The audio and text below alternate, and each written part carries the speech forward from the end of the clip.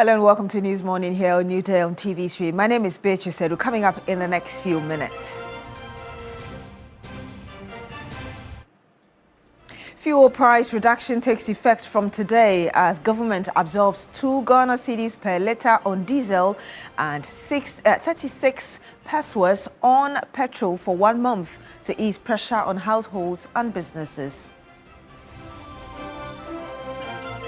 Also on the program this morning, Office of Special Prosecutor taking steps to challenge High Court ruling which held that the office lacks an independent prosecutorial mandate in the rice scandal case.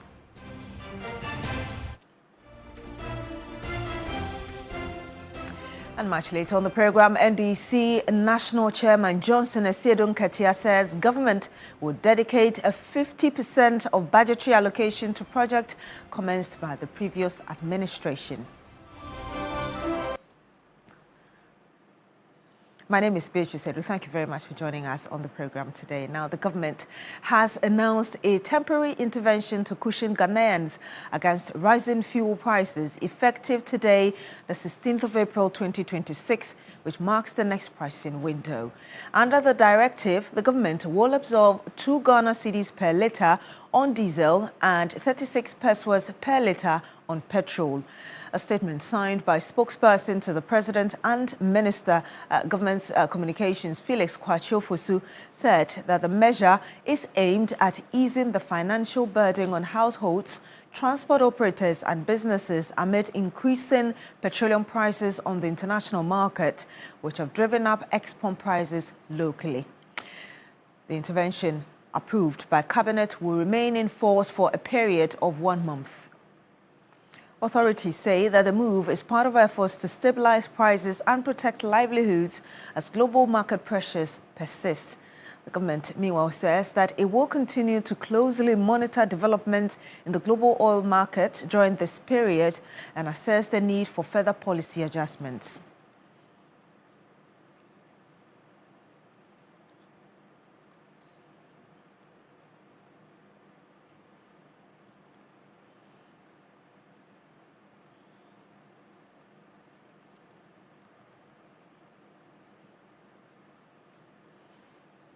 Still on energy-related issues, and energy policy analysts say the government's latest fuel price cut falls short of expectations, despite a drop in pump prices announced on Wednesday. The Africa Sustainable Energy Center had projected at least a 1 cedi reduction in petrol prices, but the government on Wednesday cut petrol prices by 36 pesos, while diesel prices were reduced by 2 Ghana cedis. The center says the measures, though welcome, are not far enough to ease pressure on consumers. The reduction approved by Cabinet is aimed at cushioning households, transport operators and businesses from rising costs linked to tensions in the Middle East. The intervention is, however, temporary and will remain in place for just 1 month. While analysts acknowledge the relief provided, they argue more aggressive measures could have been implemented to better protect consumers. We feel the government could reduce it a little more further. We were calling strongly for at least 1 cedi reduction on petrol. That was what we were strongly calling for. And then the government did 0.36, which we think we accept it, but then we think the government can do better. Yeah, the 1 cedi fuel levy has to be taken off and then subsequently scrapped. We've been talking about it since last year. Meanwhile, the Chamber of Petroleum Consumers Ghana, COPEC, says the drop in diesel prices exceeded expectations, offering some relief to commercial transport operators. But it is urging government to be transparent about the specific taxes and levies that were adjusted to achieve the reductions. In the spirit of transparency and accountability, one would have expected some breakdowns be provided. Unfortunately, you are given lump figures, and so what constitutes the 2 cedi, what constitutes the 36 pesos, you are not told. But we will keep pushing for these specifics. Looking ahead, the Africa Sustainable Energy Center is calling for a more diversified energy mix to help shield the economy from future global shocks. We need to diversify it. If we're having luxury of a lot of solar and then wind energy in the system, if there are any fluctuations within the oil and gas sector, we will not find ourselves into some of these issues. And then within the transport system as well, we have to introduce a lot of electric vehicles so that if there's any future, in the future, if there's any fluidity within the oil and gas sector, we will not find ourselves wanting. So we are calling heavily in investing strongly into electric vehicles as well. In some other news, the Office of the Special Prosecutor has stated that it is taking steps to challenge the High Court ruling which held that the office lacks an independent prosecutorial mandate in the rice scandal case and subsequently directed that the case be referred to the Attorney General for prosecution. The OSP argues that the High Court does not have jurisdiction to make such orders against a body which was formed by an Act of Parliament. Odedu Asare reports. We will not let this office's existence depend on the fact that the President wants it to operate, as we saw in December 2025. Secure it, bound it up, board it up well. Barely a month after making this clarion call, the Office of the Special Prosecutor is facing another challenge to its prosecutorial powers. In court on Wednesday, April 15, following an application by private citizen Archibald Hyde, Other General Jurisdiction 10 of the High Court challenging the powers of the Special Prosecutor, Presiding Judge Eugene Nyedunyante refused a request by the OSP to adjourn the proceedings. The ruling by the High Court Judge, Justice Nyedunyante, directed the Attorney General and Minister of Justice to take over the prosecution of the case titled Republic vs. Issa Seidu and 3 others, also known as the rice scandal case. The court also awarded costs of 15,000 Ghana cedis against the OSP in addition to ordering the transfer of prosecutorial control. The Criminal Division of the High Court had earlier dismissed an application by lawyers for Archibald Hyde and 3 others to strike out the case against them and adjourn the case pending the Supreme Court's determination of the OSP's prosecutorial powers. Issa Seidu of the National Insurance Commission, James Kek Osei, a former director of the former Vice President's Secretariat, and 2 senior customs officers, John Aban and Archibald Hyde, have been charged in connection with an alleged attempt to unlawfully acquire 10 containers of imported rice at the Tema port. Private legal practitioner Justice Abdullahi warns that the decision by the High Court sets a dangerous precedent and has urged the OSP to challenge it. Indeed, it may not be binding on other high courts, but it will be highly influential in changing and in the narrative going forward. And then indeed, other high courts who could be influenced by this. And so, if you do not challenge it and get a firmer authority on this subject, then your continuous existence becomes shaky. And there's also a judicial review available to the OSP. The two can go on simultaneously.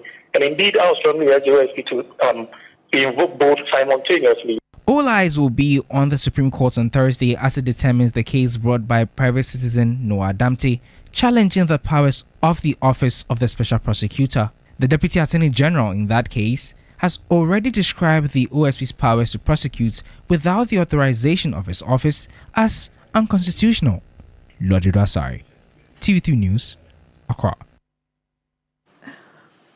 Now, even before the government's free primary health care program will take off in about 150 districts, 53-year-old Beatrice Elikplim was the first test of the system. The timely intervention of the health workers at the new free primary health care post stationed at the Dodowa Hospital saved her life. A report by Sarah Apinko. The news team met Beatrice Elikplim shortly after she walked to the newly established free primary health care post at the Dodowa District Hospital to check her vitals following the launch by President Mahama. Her blood pressure reading was dangerously high, prompting the health worker to immediately activate the telemedicine system, connecting her to a doctor via Zoom for consultation. We check the BP and the BP is 200 mountain. So that's I'm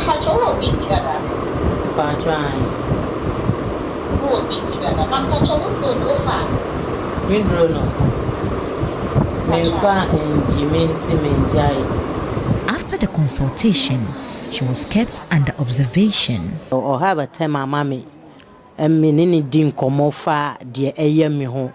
I spoke to the doctor and she said they should detain me. They are doing a good job.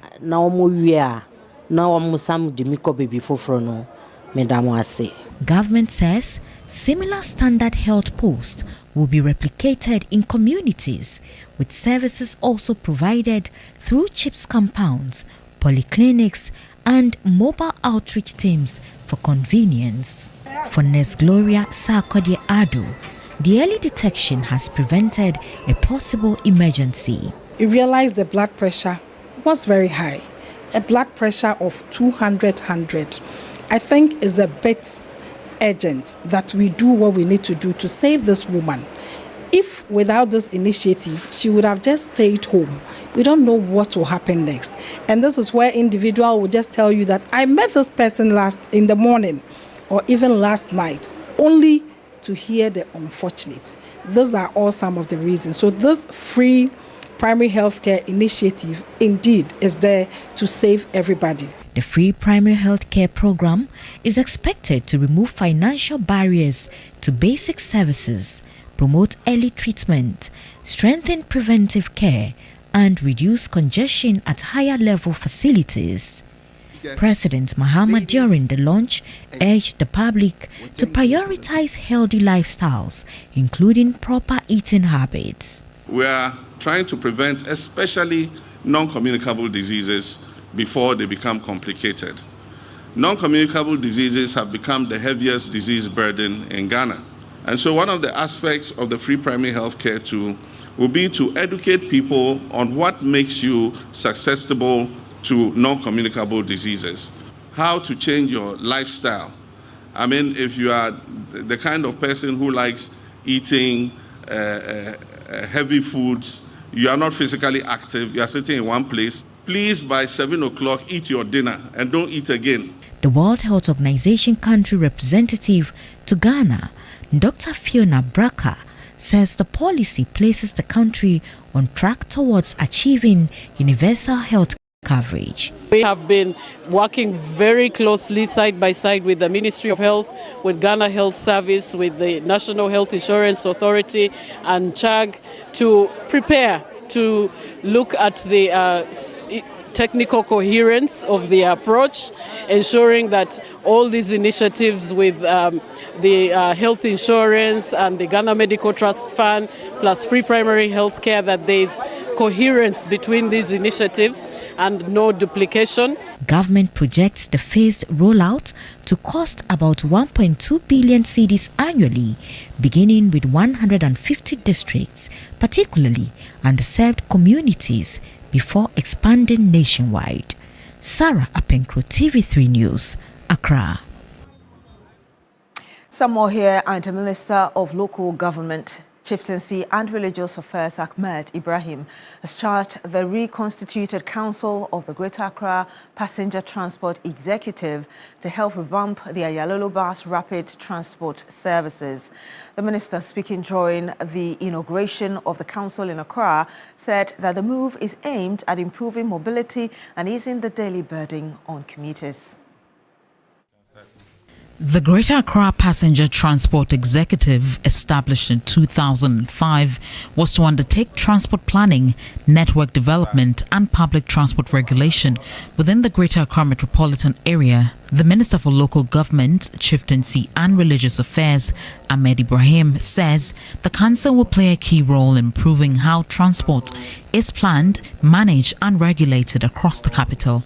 It also envisioned delivering a world-class mobility services for Ghana through a well-managed and innovative transport solutions, promoting safe, comfortable and easy access to social and economic services, while adhering to the principles of sustainable urban and environmental development. He notes that Accra's growing population and economic importance make it critical to address the city's transport challenges. The minister called for stronger coordination across districts to improve movement and accessibility. There are also plans to improve the Ayalolo bus system to support government's push towards a 24-hour economy. Accra alone, with a population of approximately 5 million people, contribute between 34 to 39% of Ghana's gross domestic product, making it a vital economic engine. Now, the national chairman of the governing National Democratic Congress, Johnson Nkatia, has reaffirmed the government's decision to dedicate 50% of budgetary allocation to projects commenced by the previous administration. Addressing the people of Fomena as part of his thank you tour of the Ashanti region, the national chairman of the NDC said that it is about time that politics were decoupled from developmental projects. William Evans Income brought us this report earlier.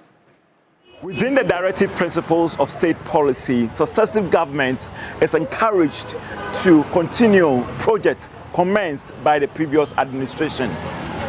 But if you visit parts of the country, it is obvious that some projects are still halted. Well, to the national chairman of the ruling NDC, accumulation of such stalled projects is either proportional or even more to the country's debt portfolio. And he has said the current administration would change the narrative. Every Kwame Nkrumah address, unante Ghana projects ya yama aka esine bebre amfa so bia maswa Ghana for. Ukani buono kura bomu a eya do so anche oman no car yede. Ana yensisa ban so a ne yensisa nipa e wo Ghana. Wo mo kura no asika yede ahye bibi ase. Na so ba na ka semento aso a na chere wadi oman no abro. Enunti ne ye no se ye yaban die. Ebre bia yedi sika ebetwa sika se yemfa nyem pompiduma no ye chemu mienu. Yemfafa entwa enyuma abaidada no aya amanaka hon na ye to asoko no ne de fanso ehye ebiase. William Evans Income, TV3 News, Kumasi. And that's all for News Morning here on Newday on TV3. My name is Beatrice. Thank you very much for joining us on the program. Do continue with us on Newday.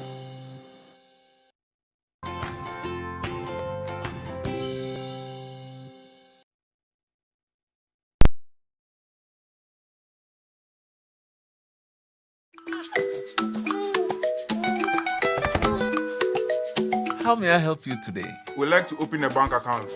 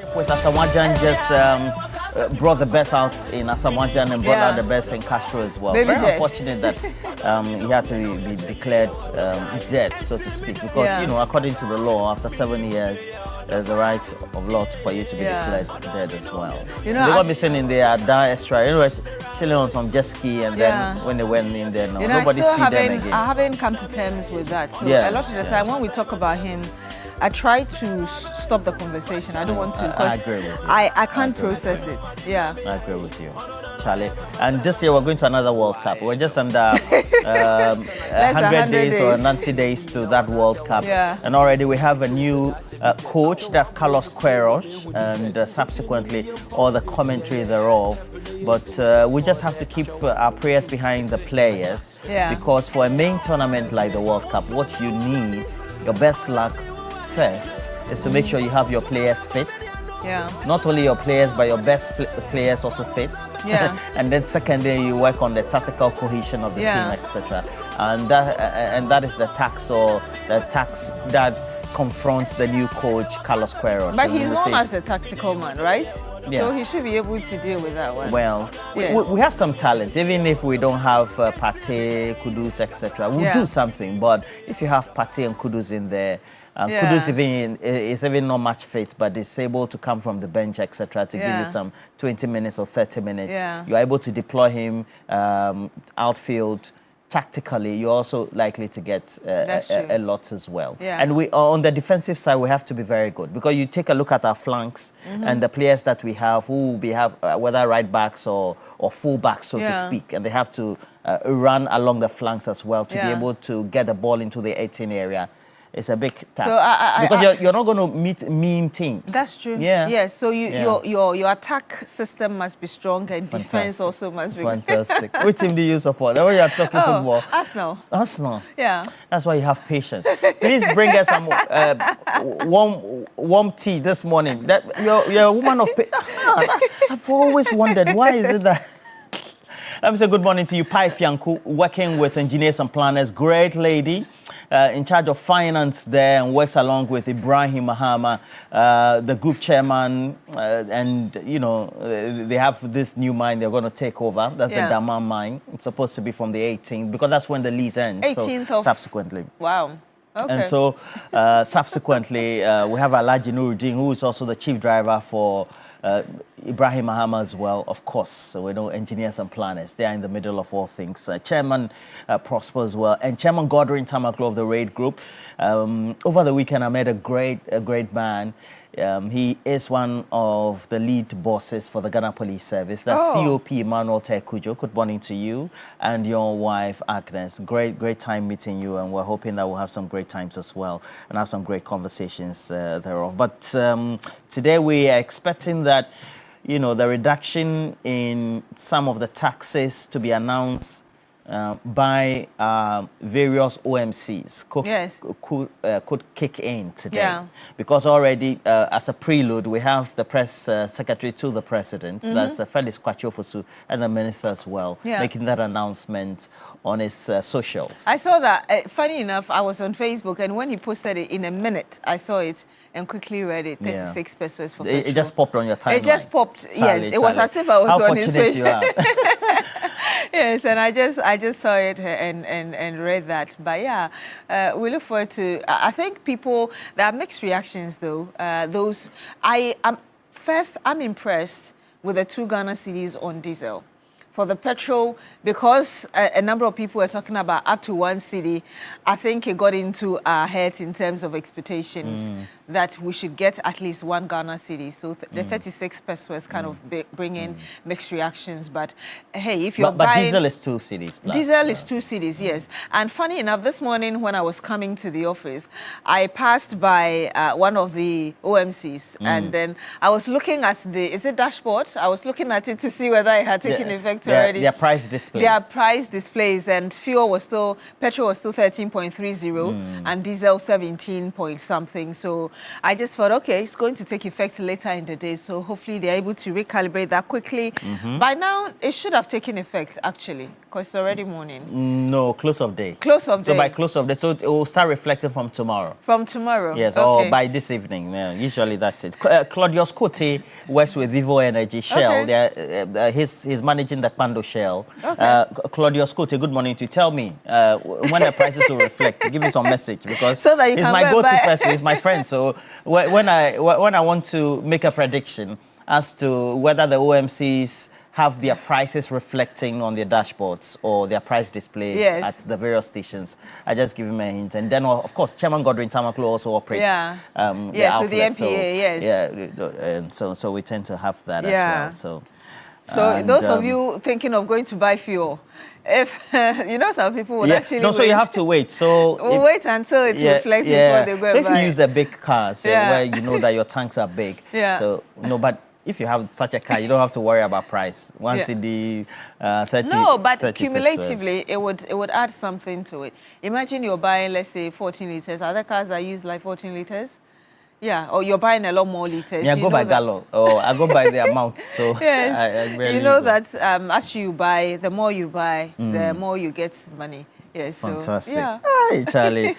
Fewer buying calculators.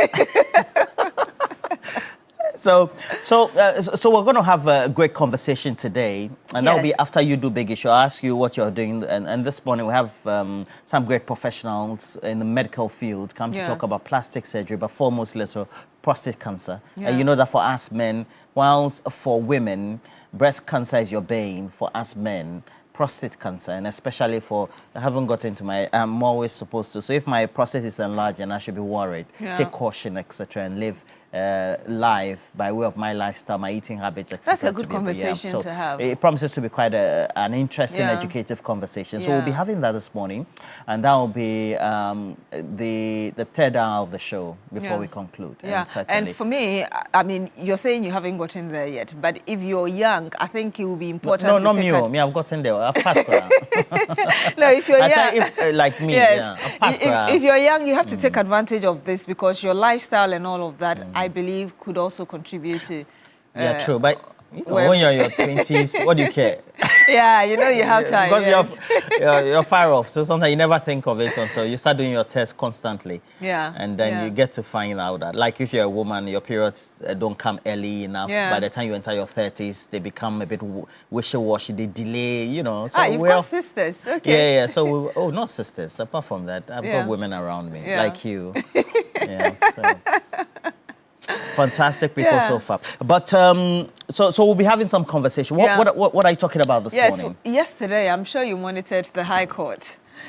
Saying that the special prosecutor doesn't have an independent prosecutorial power or doesn't have independent prosecutorial powers. And so we'll be looking at that. The special prosecutor didn't take time, or he didn't wait. He actually responded. He said he's going to challenge that. I agree with him. He should go challenge it. Yeah. So because you know the posture it gives a certain posture that Ghana and then the government, even though it's the judiciary, that our posture is indicative that we're not ready to fight corruption. Yeah. You know the funny thing, before this became viral, Professor H. Kwesi Prempeh posted on his Facebook page and said that, well, if that's what you're doing, just go to the office, do what you have to do, take your money and chop. And Sameda corresponded and said fake. And said, well, let's hope it is fake, but in case it is true, take my advice.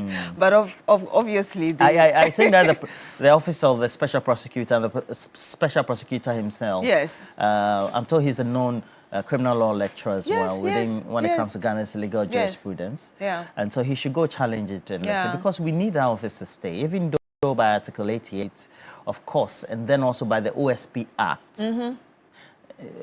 you can only do the prosecution in consonance or pair with the Attorney General. So we'll look at that. Some way be like that. Some way be like that. We'll look at that. So it also has to be said, it's not as if the High Court was wrong per se.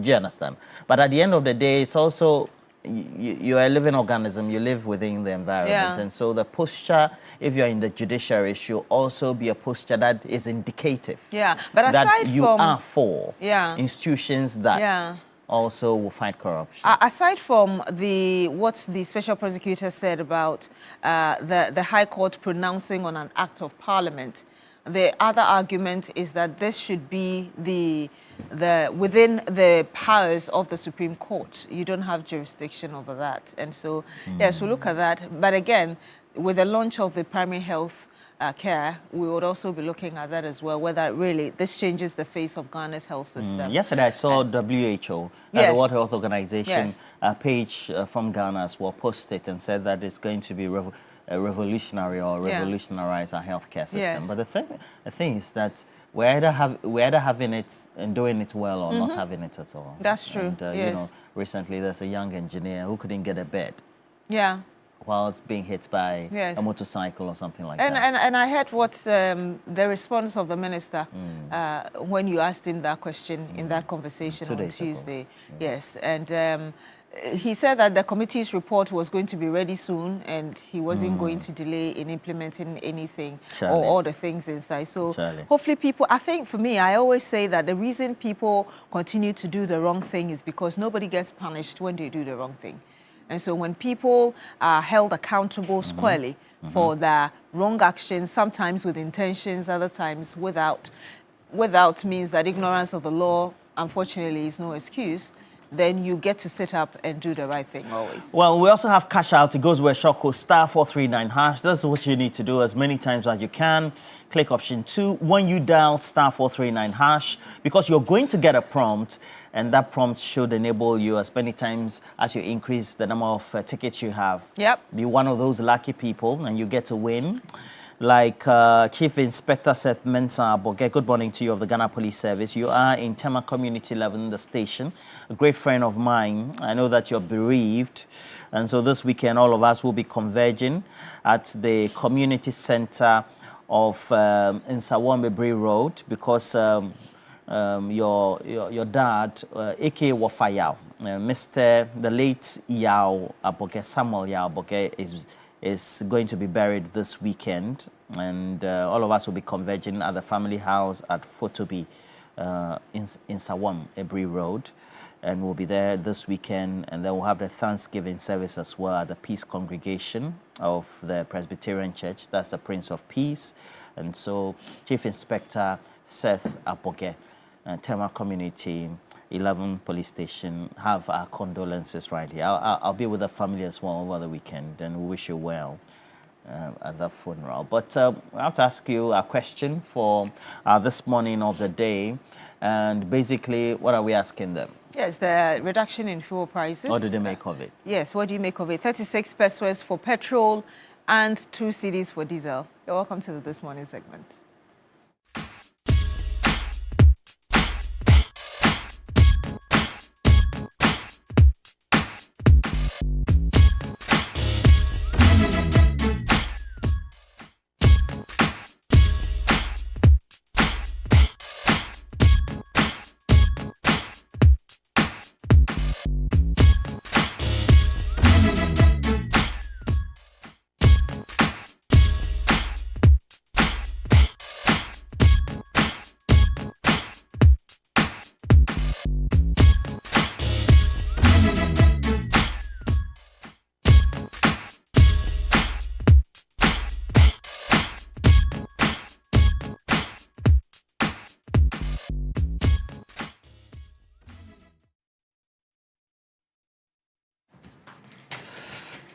So a full announcement has been made. Felix Kwachio Fosu, the lead spokesperson as well as Minister in charge of government communications, has already communicated that following that emergency cabinet decision on what the government intended to do, they arrived at a certain conclusion by way of the taxes or the reduction of those tax numbers that need to be removed from the build-up of petroleum prices, or the taxes that lead for us to get the prices for which we buy fuel at the various stations. And so we're expecting that formal reflection or announcement by the various OMCs, and those also will be displayed. Quite instructive is that the public was expectant, Beatrice. Yes. And he brought the press release, and so we're here. Yes, we're here. And well, maybe I can just go through the press statement as released by Felix Kwatso-Fosu yesterday. It says effective April 16, which is today, 2026, and which is the next pricing window, the government will absorb 2 Ghana cedis per litre on diesel and 36 pesos per litre on petrol. This intervention is intended to cushion consumers and ease the cost burden on households, transport operators and businesses. The measure, approved by Cabinet, is in response to rising prices of petroleum products on the international market, which have significantly impacted export prices in Ghana. This temporary intervention will remain in force for a period of 1 month. During this period, the government will continue to closely monitor developments in the global oil market and assess the need for further policy adjustments. Government remains committed to maintaining price stability, protecting livelihoods, and supporting Ghana's economic recovery in the face of external shocks. Signed, Felix Kwatso-Fosu, Member of Parliament, and also spokesperson to the President, Minister, Government Communications. So we just brought you details of that statement as released and signed by Felix Kwatso-Fosu. We do have our first caller on the line, Sani from Wali Wali. Good morning to you, Sani. Hope you're well this morning. Yes, madam, I'm also well. Great. I'm very fine, and I'm also happy to hear that, yes, they have reduced fuel prices. I think that is significant, especially the 2 Ghana cedi on diesel. That one is 17 thereabout, almost 18 Ghana cedis. And most of the commercial diesel cars, okay, that's what they use. They buy the diesel. They don't use the petrol. It is rather the motor riders and then some handful of vehicles that use diesel petrol. So I understand why they have reduced the diesel too much, and then reducing petrol for only 36 pesos. I understand that. So that is why you can see that these people are saying that they are not going to go ahead with their prices. I mean, the transport operators, they are not going to increase it because they are happy with that particular 2 Ghana cedis. So I think that we thank the government for listening to our call and all that. Though we understand that it is going to affect them significantly, I mean, in terms of revenue generation and all that. But that is also very, very good. It will go a long way to cushion us so that we will not experience that transport fares and all that. Once there is transportation hike, it is going to trickle down to everything. Do you understand? So we thank them for that. In the past, they will justify that by saying that, oh, there is a war here, there is Russia-Ukraine war and all that. But they have listened to us. So we are very, very, very grateful. But I don't understand why when you go to the pumps, it has not reflected yet. I also checked this morning, and they're still, and then the old price is still there. Meanwhile, in the past, when they increase, you understand, before they break, they all go and adjust their pumps and all that. But it is still remaining in the old prices. So I want to urge them that they should try and do that by midday or by 10 o'clock this morning. They should let us enjoy the reduction. We don't want that. They should let us enjoy the reduction because what they are doing is not fair. So I want to thank the President and then all the ministers who have sat down in Cabinet and then arrived at this decision, even though it is going to last for 1 month. So if it is 1 month reaches and then they have reviewed it and it is like they should still further reduce or take it off, I mean, they will do that. So we thank them very much. Have a blessed day. Have a wonderful day as well. Thank you very much, Sani, calling us from Wali Wali. Okay. Yes. So I think that the clarity also needs to be brought to the conversation, which is that the OMCs haven't formally made the announcement today. And so we've had a policy announcement made by the government. Yes. And so necessarily by way of the structures and the institutions that would need to make the announcement, they are not ready yet. So formally, we expect that by close of day, or tomorrow morning, that announcement will be made in relation to what the new prices will be that have to be displayed by the oil marketing companies. Indeed, and yes. So the government announcement is just one of perhaps the policy initiative based on the decision to be able to reduce the tax. Yeah, I think that was the point we're making this morning, that hopefully before close of day or by close of day, we should have that reflect. But we do have Alhaji on the line. Good morning to you, Alhaji. Thank you for joining us today. Good morning, Beatrice. Good morning. Roland. Yeah, that's about. No, Tijisa. Gombian. Gombian. Kukiti behavior. Roland, first of all, let me send my greeting to my municipal chief executive, Christina Alassane Bagaman, and Shamima Musa has Alaji Alassa. You know, President Kufuor will vie for the regional communication officer. Do you know that? Oh, PHK, I didn't know that. So let's pray for him. Maybe you will. I'll also vie for the consistency communication officer for Savile. Who, you? Yes. But I tell you the flyer. Oh, okay. I'm sorry. I didn't avert my mind. I didn't avert my mind to it. Please forgive me. Okay. Let me send my greetings to Chief of Staff and Honorable Julius Debra and Chairman Ofosu Ampofu, the best man. You see, when you look at that petrol prices reduce, I think sometimes when people talk about the government, this is kind of government and we want in this country. Okay. Because Excellency John Dramani Mahama seated with the cabinet and they discussed and they reduced 2 Ghana cedis. When you make calculation in 1 gallon and they remove 9 Ghana cedis for the gallon. 9 Ghana cedis and they remove for the gallon. Do you know that? So if you are not happy, it means that you are a wicked person.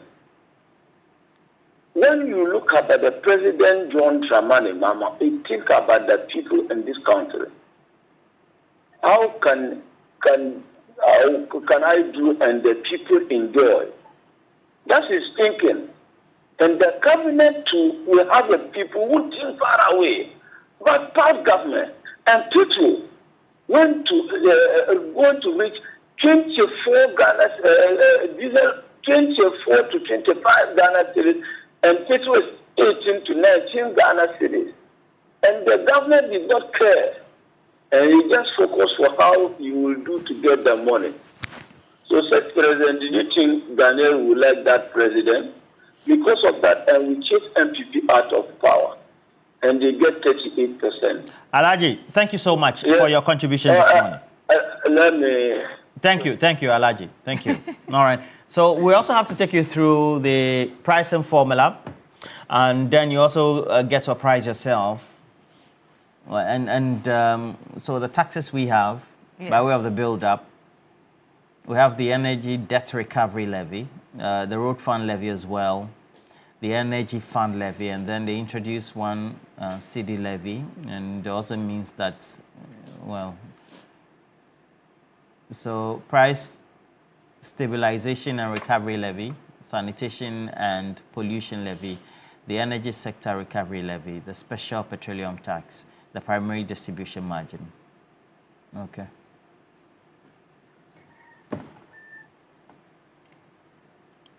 All right, we do have another caller on the line with us. Good morning to you. Thank you so much for joining us. Please tell us your name, where you're calling us from. Hello. Hi, we can hear you. Please tell us your name, where you're calling us from. Yes, I'm Samuel, calling from Kaswa. Yes, sir. How are you today? Yes, I think the government intervention yesterday is a real good news. It's something we've been wishing for and praying for. This is a mark of a good governance. That is, we listen to the people, the plight of the people. When the people need intervention, you have come out with a policy. This is a very laudable one. I want to commend His Excellency the President for showing concern for the ordinary Ghanaian. In fact, we've been praying for this style of governance for a very long time, and God has really listened to our prayer by giving us this wonderful president. I think the reduction in the diesel as well as the petrol is really going to help ease our burden. The if transport fares have been increased, I believe it's going to affect every sector of the economy, and that would have brought some kind of hardship on the people. So this is real good news for us. We all celebrate it, and we pray and hope that the war will come to an end very soon, so that we can continue to enjoy the price stability that we have on the market. Thank you so much. But, I have some information I want to give you. So if you can give me your... All right. So please don't drop the line. Speak to our producers who helped you to get through. Yes. Thank you so much for calling us from Kaswa. I think we have another call on the line as well. Good morning to you. Thank you for joining us. Hello? Hello? Yes. Good morning to you, sir. Thank you for joining us on the program. Please tell us your name, where you're calling us from. Hello? Hello? Yes, please. Good morning. Good morning to you, sir. Tell us your name, where you're calling us from, and what you've got to say. My name is Dosier, calling from Jerepa Municipality, Upper West Region. Upper West, yes, sir. Yes. Thank you. Sure. Let me greet you this morning. Good morning. And good work. Hello? Sir, we can hear you. Hello? Okay, it looks like we're having a challenge with his line. Hello? But if you've got, please turn down, I think he's listening to himself. Turn down the volume on your TV set. Okay, I think we've lost him. But a number of you have sent us your messages so far, and I'll just read some of them. This is coming from Fakaki in Wa. Says, my regards to you, Beatrice and Roland. Thank you very much. The decision to deprive the OSP of prosecutorial authority is a major step in restoring public trust in Ghana's justice system and boosting accountability. It indicates a restored devotion to institutional equilibrium, openness, and the rule of law. Ghana is really undergoing a reset whereby reforms are enacted for the welfare of people, of all people, rather than merely promised. And Kwamina Acidity from Ahafwa Chensia says, good morning, Beatrice and Roland. The government absorbing prices on the fuel will help to cushion we the citizens. The vote Ghanaians voted for is, okay, I'm sorry, I'm not able to get the rest of the construction, but I will read this from Mr. Stephen Penn. Good morning to you, Beatrice and Papa Ro. The reduction of the fuel prices is an indication that John Mahama's administration is caring. And he says, even though it's marginal, it is still better than a certain 23 Ghana cedis per litre we experienced some years ago. Stephen Penwa, thank you very much for your messages. Roland, I guess you've received a number of them as well. So we have a number of messages, so we'll try and read a couple of them. Claudius Cote, works with Vivo. It says that information on these prices could be could be coming in by the close of the day. Yeah. So we'll take that. And Prince Henry Kofodria also has sent a message and says that yes, I'm going for the next communication officer position for the Eastern region, and so make sure you make that announcement as already indicated by Alhaji. Well noted. Kwame J says that all that the government is doing are all political gimmicks just to make sure that they frustrate Ghanaians. Look, the better things were done by the Akufo-Addo government when COVID struck. And we kept telling them that the Russia-Ukraine war was having a bite on our economy, but their communicators refuse to understand and admit. Here we are, just 6 weeks of war, and already the government is organizing emergency cabinet meetings. Okay. We have another caller, but let me read this very briefly. Nene Gaddafi Yilo Krobo says, good morning, Beatrice. Every responsible government takes the necessary steps to cushion its citizens. Let's applaud and support the government to deliver more. May God bless our homeland Ghana. Nene Gaddafi Yilo Krobo. Thank you very much for your message. We do have another caller, like I did say. Good morning to you. Please tell us your name, where you're calling us from. Hello. Hello, good morning. Good morning to you, sir. Thank you very much for joining us on the program. Please tell us your name, where you're calling us from. This is Baba calling from Bolga, Upper East Region. Yes, sir. How is Bolga this morning? Bolga is good as any country or any town in the world. Okay. Roland Walker and Madam, good morning. We've been watching you every morning. Good morning. And we like your show. But the only thing that trained us, let me just tell you before I could proceed, is when you bring two NPP against one NBC, just because there is a UP person. That is the thing that the border people say. We should tell you that you should be fair. One NBC, one NPP, one UP. That one, it will be fine. But to bring a two UP, one UP, one NBC, two NPP, it is not the best. We are not fair. But take our stance to the President of the Republic, that the people of Bolga, really, we did not come out in vain during the election. We voted for a change and we are seeing the change. We thank him very much because we used to hear that they say forward ever, that put us forward ever, backward never. Meaning things will never go back to the past. But under Dramani Mahama, we have been seeing reduction upon reduction, food stuff, abundance. Today farmers are crying just because there's food everywhere. Is it not what we voted for? It is good. So we thank him very much. We thank him very much, and we thank him very much. He should hold on because we are his children and he is a parent. And he has a caring for his children. He should continue. And God will richly bless and bless the NBC. Thank you for this opportunity given me. Thank you. Thank you very much as well for calling us from Bolga in the Upper East region. Nozir, the man that we couldn't hear earlier, he's back on the line. Good morning to you, sir. Thank you once again for reconnecting. Please share your thoughts with us. Thank you. I'm Nozir, calling from him. Yes, sir. Yes. We can hear you. Please go ahead with your point. Okay, thank you. Sure. Let me first greet my MP, Honorable Crazy City Dapna, and my regional chairman, Chairman Bonas, and communication director, Please go ahead. Please go ahead with your message. What do you want to tell us on the subject? Okay. Let me say, I just want the Ghanaian people to support to bring a freedom so that the expensive John Dramani Mahama, you continue the third term. The man is doing well. The man is very, very, very good man. Look at the country we are ruling. They are ruling the country very good. Past 8 years, they didn't see this. Russia-Ukraine war. They are increasing tax, everything. So this man, the way they're running the country is very, very, very good. So that I want to support you how to bring a freedom so that you have to be John Dramama go the test term so that the Ghana and the better the people in Ghana here. Let me ask you one question. But what happened to Ghana radio station when you bring the World Cup or the African Cup? You don't want to watch the World Cup in every radio station. Why? What happened?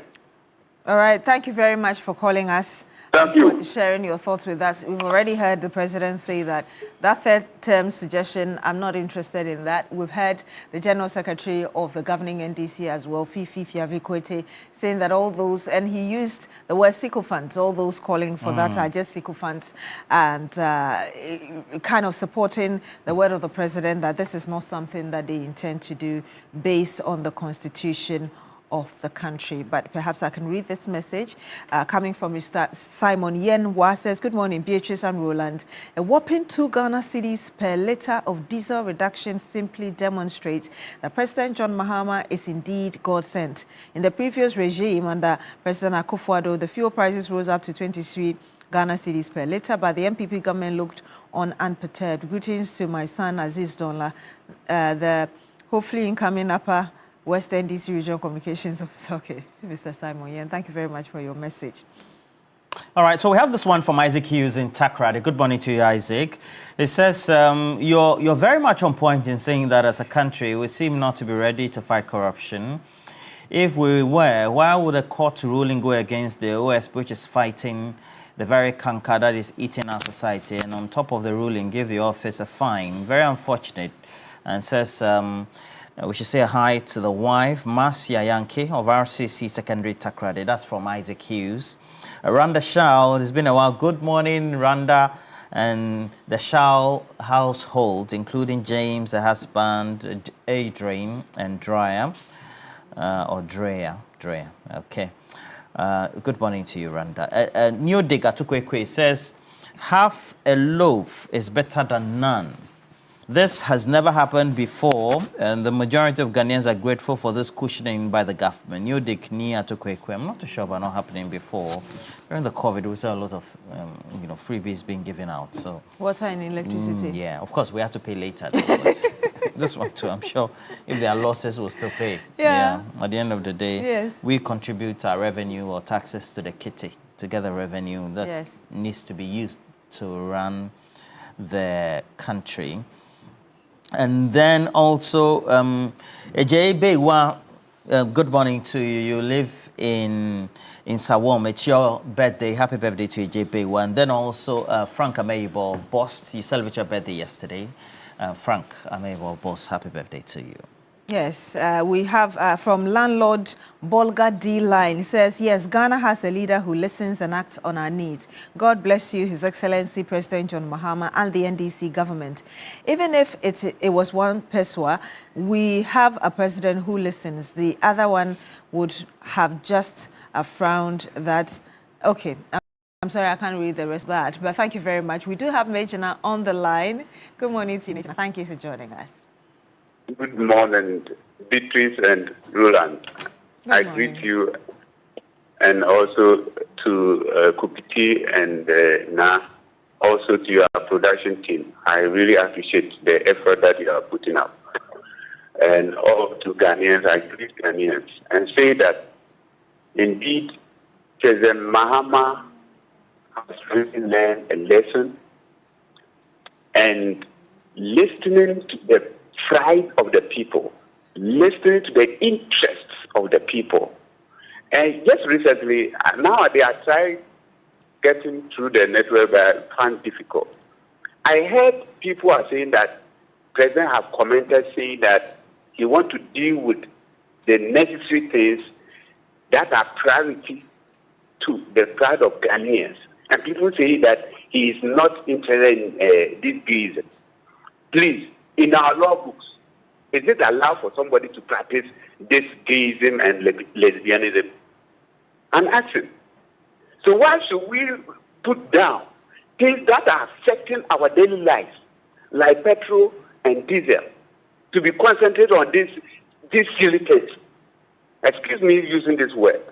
I have to use it because anybody in this country knows. Have you ever seen a dog mating a male dog before?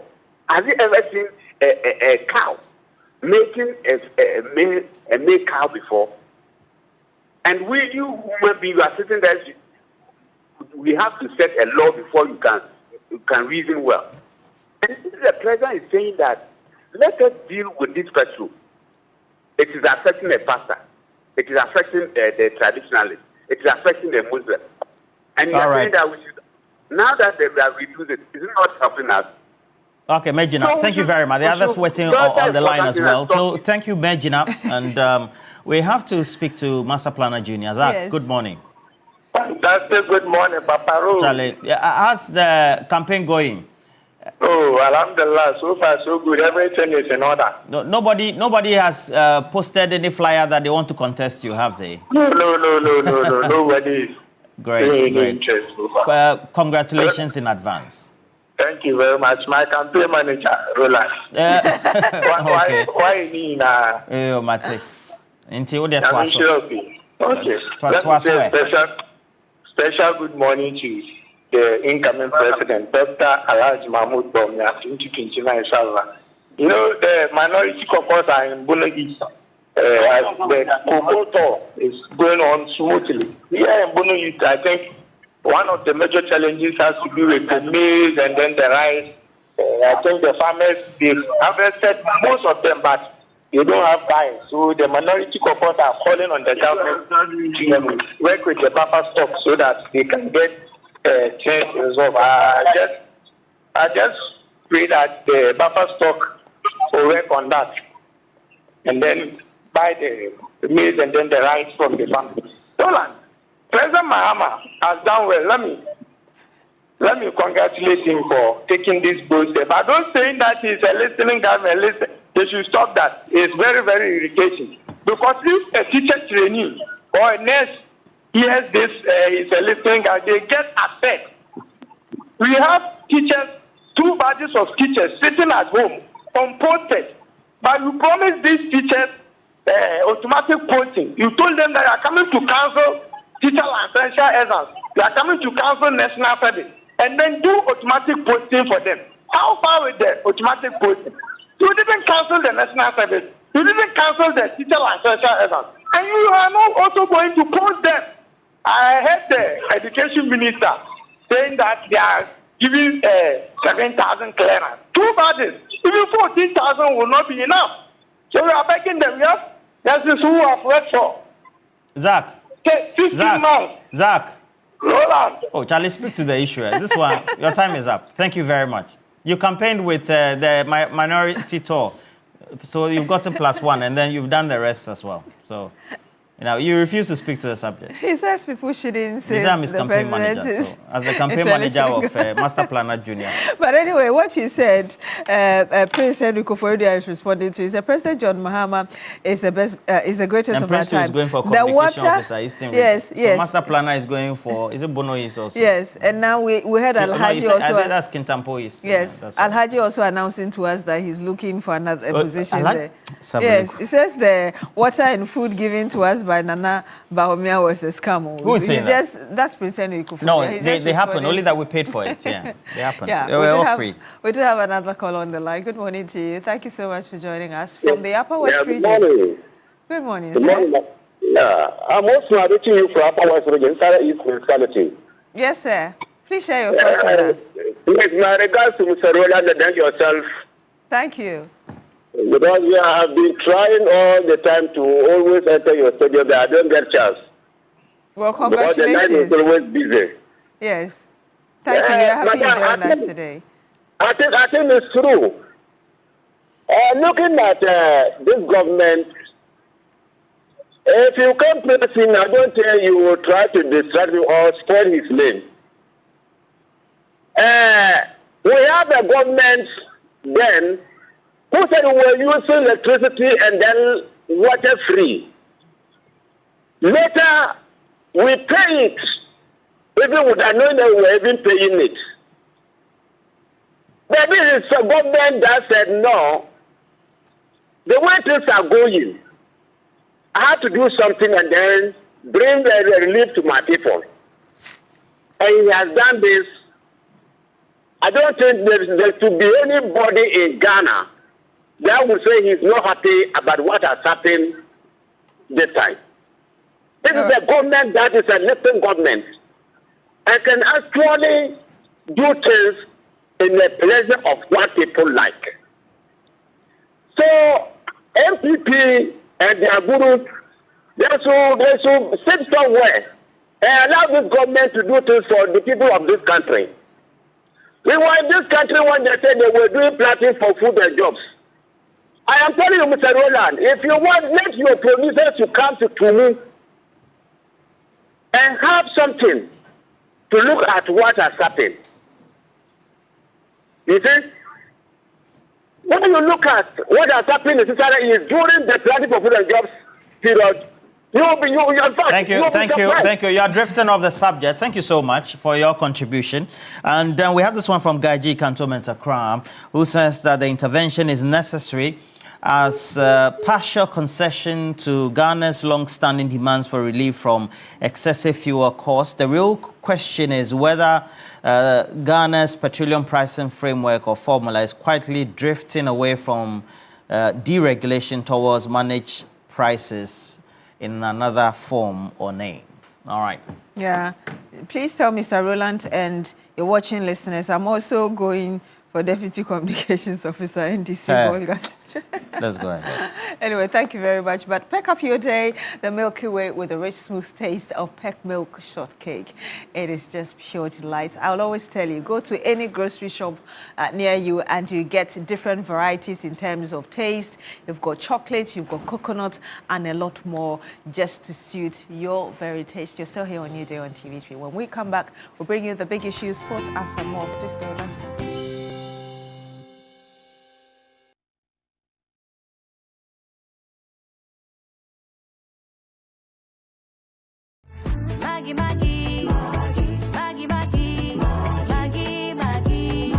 Have you always wondered about the secret to bringing out amazing taste? Maggi the Dede has all the natural ingredients you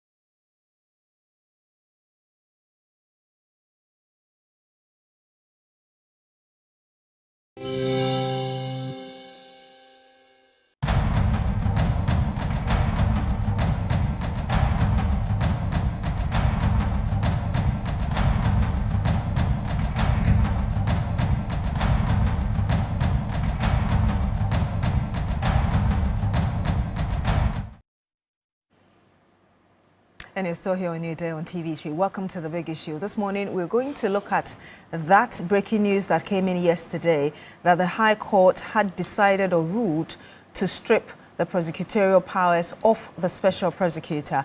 We already know that the Kisie Jabing, the special prosecutor, has indicated that he's going to challenge this because he doesn't think that the High Court has the jurisdiction over such declarations, and also the fact that the court cannot really take part of the powers that have been established by an act of Parliament. We'll be going into that, as well as, if you monitored yesterday, we brought you the launch of the government primary health care and the fact that some have already started working even at the launch yesterday.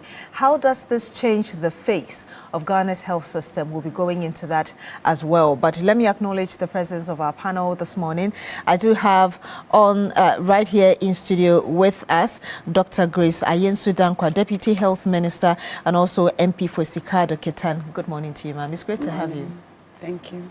I also do have with us Madam Loratu Musa Saka, MPP Communications Team Member. It's great to have you. Good morning. Good to be here. Good morning. And of course, our regular panel member, Madam Rotlin Imora Ayana, Public Interest Advocate. Good morning to you, ma'am. It's great to have you. It's great to be here as well. Yes, we'll be joined very shortly by Hajia Gloria Amenu, who is the National Women's Organizer for the United Party, via video call shortly as well. Private legal practitioner Justice Abdullahi, who will be joining us to really share his perspectives with us as regards this OSP and the High Court ruling and the way forward for the fight against corruption. Perhaps I can start with you. Your thoughts really on this decision by the High Court yesterday regarding the prosecutorial powers of the special prosecutor. Thank you, and welcome. I want to say hello to all our listeners or those who are watching us today. And also to my constituents from Sikado Ketan. I think that this, when two lawyers fight, it's probably going to be a bloodbath.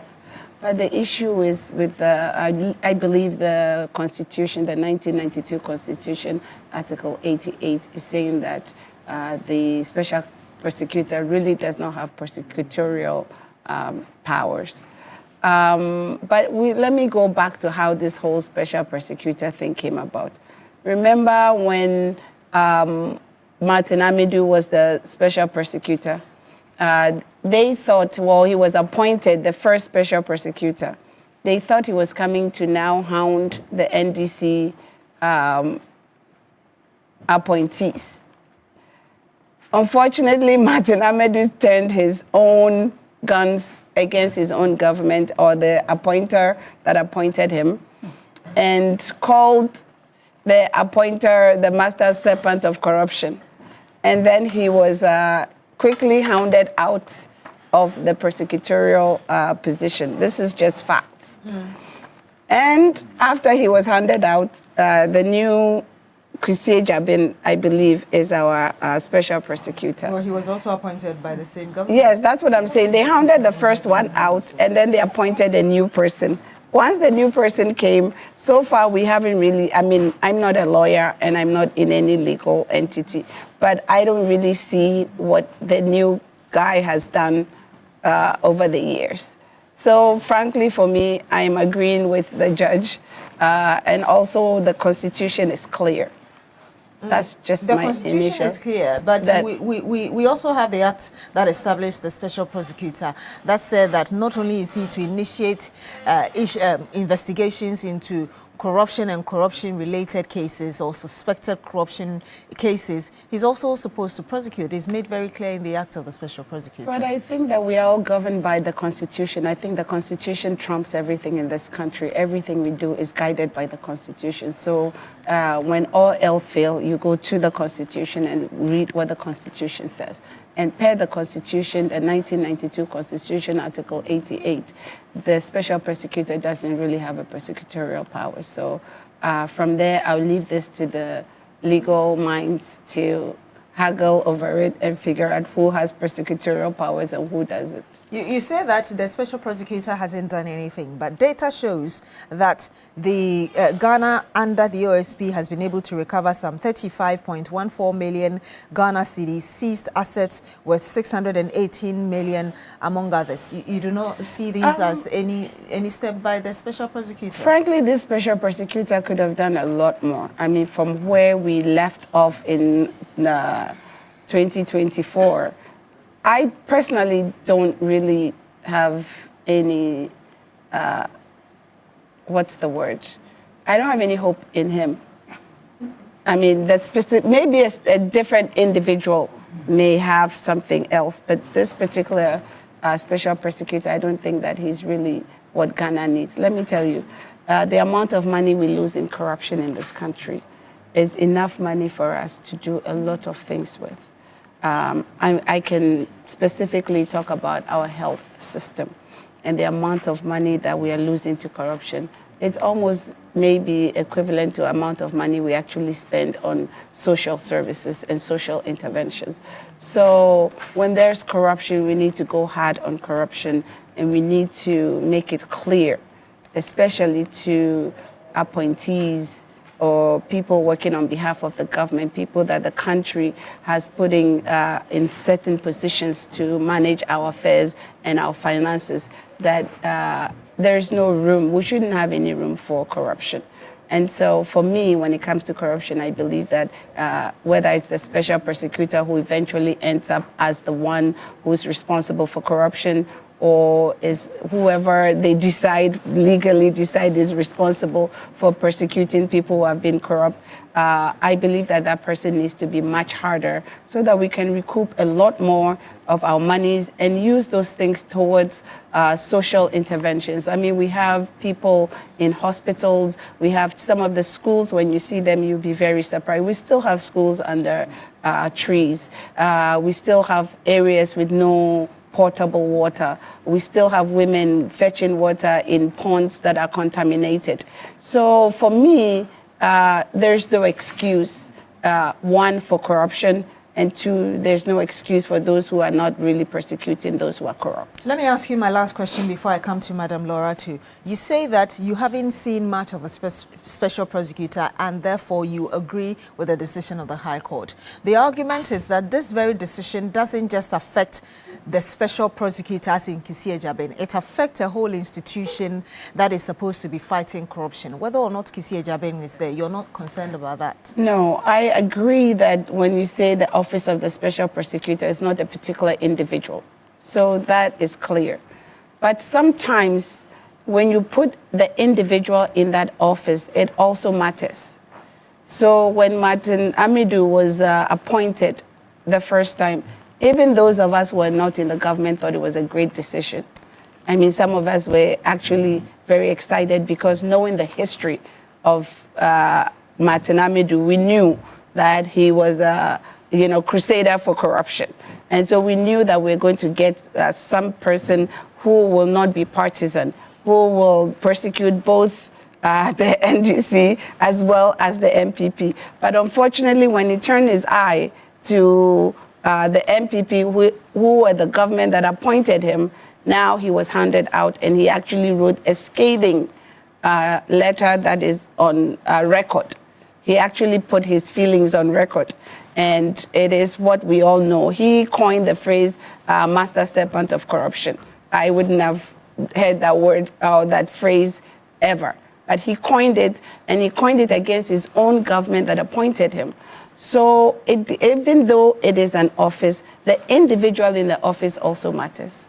I did say it was my last question, but perhaps I can ask you this again before I move on. Looking at what happened to Martin Amidou that you're referring to and the current development, doesn't it send signal to you that Ghana as a country perhaps is not ready to really deal with corruption head on? Because these are two administrations. Thank you. But what we should have done is that we should have all civil society organizations, we should have had really be outraged when Martin Amidou was hounded out because of that letter that he wrote, or because he turned his own eye against his own government and was investigating his own government.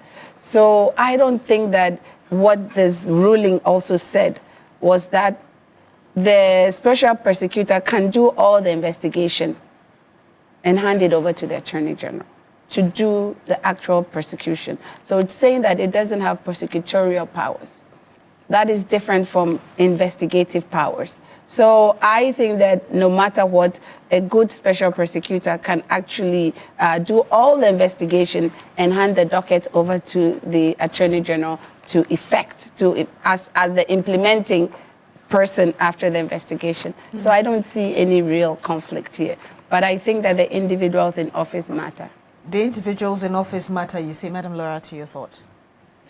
Good morning once again. Good morning. And good morning to Doc and Auntie Rhoda, to our viewers.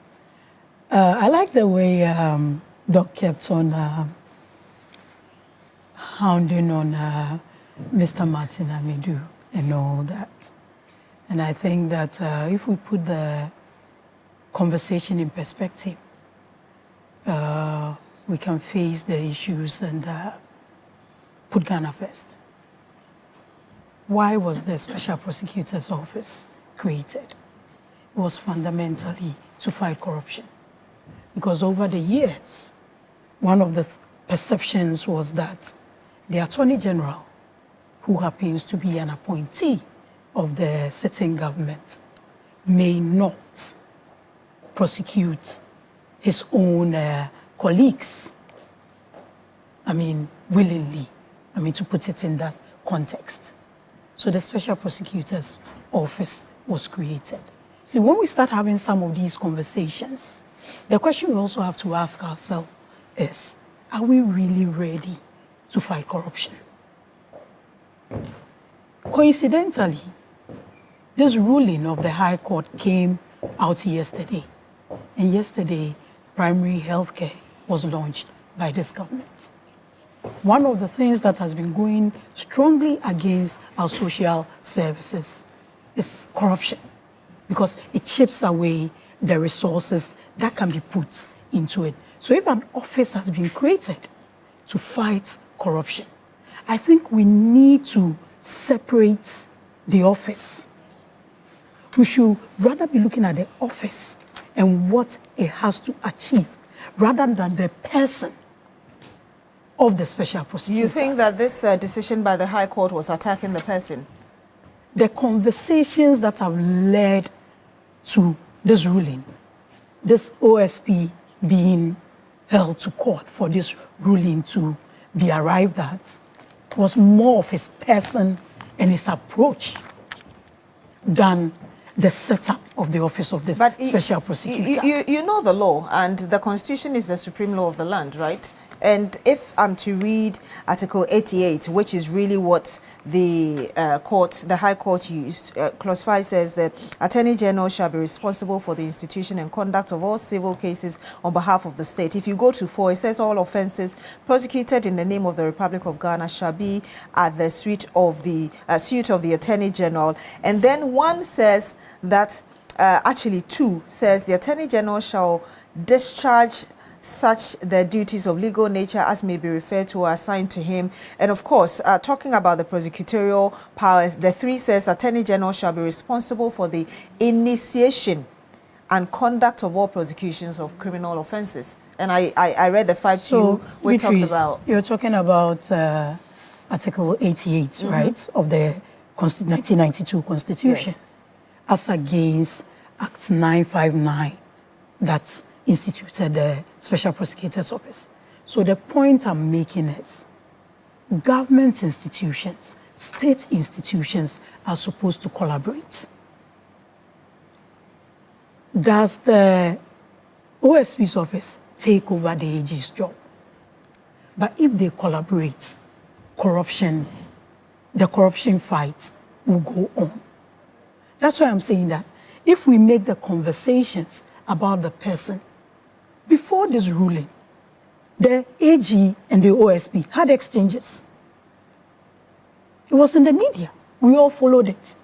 So if 2 individuals who've been put in positions to fight corruption or aid the fighting of corruption, now turn it into an ego fight. This is where we get to. If I also followed right, the Supreme Court is supposed to decide on it. I think today. There's already a case pending yes, at the Supreme Court. OSP is challenging it. Do we really have to get here? These are the things that weaken the fight against corruption. You do this, and you weaken the office, and it becomes like the others that led to the setting up of the Special Prosecutor's Office. And let's commend the president. When one of the MPs on his side took a private member's bill to Parliament to get the office of the Special Prosecutor off, he stepped in. That office must exist so that we can have our already limited resources to at least, if for nothing at all, strengthen our social service, because those are the basics. So this conversation about who is having powers, who has what, if there's proper collaboration, if these two men put their egos aside and put Ghana first, I don't think we should be having this conversation. And I hope that... So you mean the Attorney General and the Special Prosecutor? No, look, what can be done? But this case was filed by a private individual. Attorney General has a lot. IOCO is doing a lot. Shraj is there. There's OSP to deal with corruption and corruption-related issues. How do you... So now you want to turn the OSP's office into just an investigator? So you nurture a lion to come and fight a battle and you take out the teeth. No, I don't think that's what we want to do. So they should put their egos aside. We shouldn't make it at the persons occupying those offices now. Let's look at what those offices are. And once they collaborate and collaborate properly, all the other ones will fall in place and will stop. One of the things that has been affecting us, the forward march of this country, is corruption and its related issues. And we need to be very blunt and frank about it. Let's put Ghana first. Whose ego, who has to do this? Because the Special Prosecutor now, I mean, and I totally agree with Doc, hasn't really honored what the office was set up to do. And we need to be honest about it. There's too much drama, there's too much talk, there's too much press, conferences explaining a lot, but we are seeing nothing. And that's a fact. So they should put their egos aside. Why? If we need to have special corruption courts, let's have them. Let the office deal with corruption and corruption-related issues so we can stop struggling with these issues, so we can improve on our corruption perception indexes, so that we can all be comfortable, especially when it comes to this primary healthcare that are being set up. How are we going to fund it? If we are chipping away the little resources that we have. So I think the Supreme Court should please be fast about this. Let's move forward.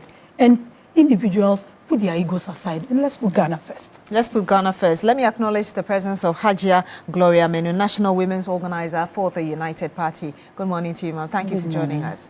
Thank you. Madam Ayan, I want to get your thoughts as well.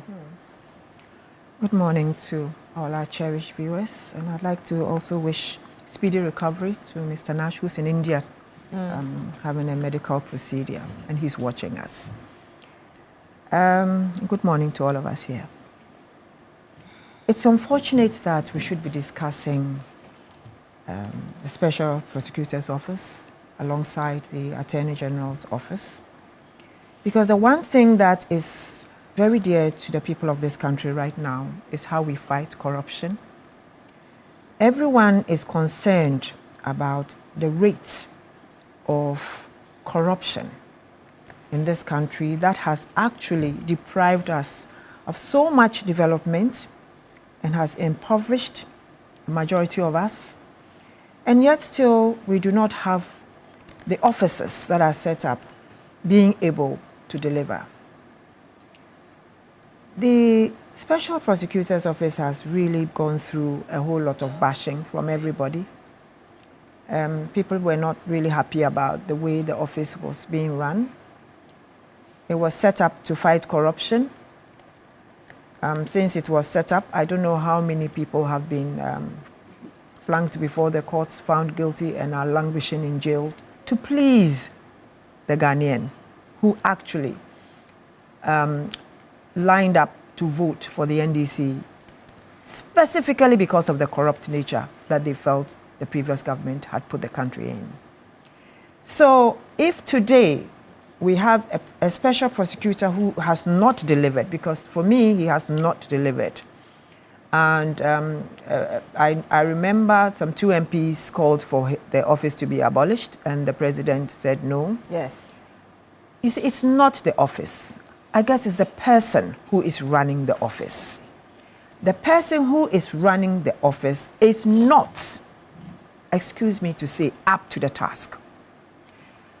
And I think that his hands are tied because majority of people felt that, oh, it was the previous government that appointed him. So anything that he does now, he's trying to be cautious. He's asking himself, people think that I'm MPP. If I do this, what's going to happen? And so many other things. Look, we have friends for life, we have family, and we are human. So when you are in an office, no matter what, no matter how well you want to run a case, that small thing about relationships come in. And I think that the special prosecutor has been caught in a web where he cannot do much because of those relationships. It would be good for me at this point to say that if I were the special prosecutor this morning, I would hand in my resignation, because it's just showing a vote of no confidence in my person and in my office that I run. And to think that, as it stands now, there are so many things that are happening. When you listen to the Public Accounts Committee, and you listen to all the monies that have gone down the drain over the years, and you ask yourself, what has happened? Have they been punished? What is it that we can do to get these people punished? Because you see, every year it compounds because people are not being punished. And then also, I'd also want to draw the attention to the Judicial Service, to the Chief Justice's office, that we are still waiting for a fast-track court. It is not everything that is high profile. Sometimes you have to deal with the smaller ones for people to gather up the courage and the confidence. But here we are. We've been through a system of investigation through oral. It's been handed over to the Attorney General and then the Special Prosecutor's Office, and yet we have not had anything. That's how Ghanaians feel. You look at the amount of money, the resources that have been given to the Special Prosecutor's Office, and nothing has come out of it. And you ask yourself, is there a need really for the Special Prosecutor's Office? Is it that Shiraj couldn't handle it? Is it that Iyoko? Is it that BNI can't handle these cases? Or what exactly is the problem that we are having that we find it so difficult to hold people to account for their office? So the Special Prosecutor, as it stands right now, or the office, is nothing more than an investigative unit. If you take out that prosecutorial powers, it becomes just an investigative unit. But we do have such investigative units, even within the Ghana Police Service. And then we have Iyoko, then we have BNI, we have other ones. So exactly what is its use right now? So at this stage, you don't think we need it? So at this stage, if we are taking out the prosecutorial authority, powers, yes, then it means that we don't need it. You see, it's either we re-strategize the office and get someone that can bite, because this one is not biting. That is the whole thing. He must be able to hold the bull by the horns and do the needful. But we haven't seen it, and that is why people think that it's not working. But looking at what you said, he's been able to get monies refunded. We've seized certain properties. But you see, I don't go for the seized properties and all those things. When we seize them, what do we do? When we seize the properties, what do we do? Right from 1966, when the regime fell and properties were seized, they ended up being given back to the owners. Some of them even had the rents and things backdated and given back to them. Is that what we want? You understand? So a system must be in place where we do the things that we want to do in the right way without actually strengthening people into more corrupt activities. This is the whole problem. So at this stage, you agree with the High Court's decision? Yeah, so at this stage, it's not that I agree, but I'm just saying that if this is what the High Court is saying, and if this is what the Constitution is saying, so be it. But then I don't think that it is the office that is the problem. I think it's the person who is heading that office that is the problem. We've heard immediately yesterday when this decision came out, the special prosecutor said that he was going to challenge it because the High Court doesn't have jurisdiction to declare or take powers, a part of the powers of an institution established by an act of parliament. Yes, I read that as well, that he's going to appeal. It's his right. He has a right to appeal. And whatever comes out of it is for us Ghanaians to accept or not to. You understand? But at the end of it, I am saying that if I were him, this thing has been going on for quite a while. It wasn't just civil society organizations or everybody. Even some at one stage, the MPP itself felt that he was not doing well. You understand? So I am saying if I were him, I would throw in the towel because it's like I've not done much. People are not appreciating all that I have put in. So why don't I just leave it for somebody else to come? But what is worrying me now is what happens to all those cases that he has taken and gone through, especially with the finance minister's case, for instance, which seems to be at his doorstep. So what happens then? Because some of us are not legal-minded people. So somehow we wonder what is going to happen. But at the end of the day, all that Ghanaians want is that we fight corruption. We let those who have embezzled or who have taken us for a ride, allegedly, at least let's go through it and let's punish people. And let us get a fast-track court in place. There was a special court that was established during the Kufuor administration, and it did a good job. Out of that, do you know how many people went to jail? So many people went to jail. We talked about it here last week. So I am also saying that if a fast-track court can be established very soon to take up some of the cases, then we may be hearing something. That is what Ghanaians are looking for. We are not bothered about whether this thing is going to take. Some cases take forever, and it never ends. When it comes to high-profile cases, it never ends. We started, what do you mean? It went on all the way through 8 years of Nanado. What did we get?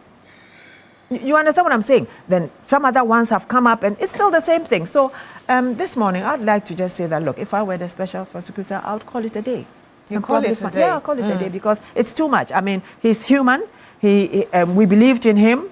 He feels that he himself knows that he's capable. You understand? Within himself, he feels he's capable. And if you're looking at his credentials and the qualifications and everything, he should have been someone that should have delivered. But he has not delivered. And that is what is creating the problem for him right now in that office. Hajia.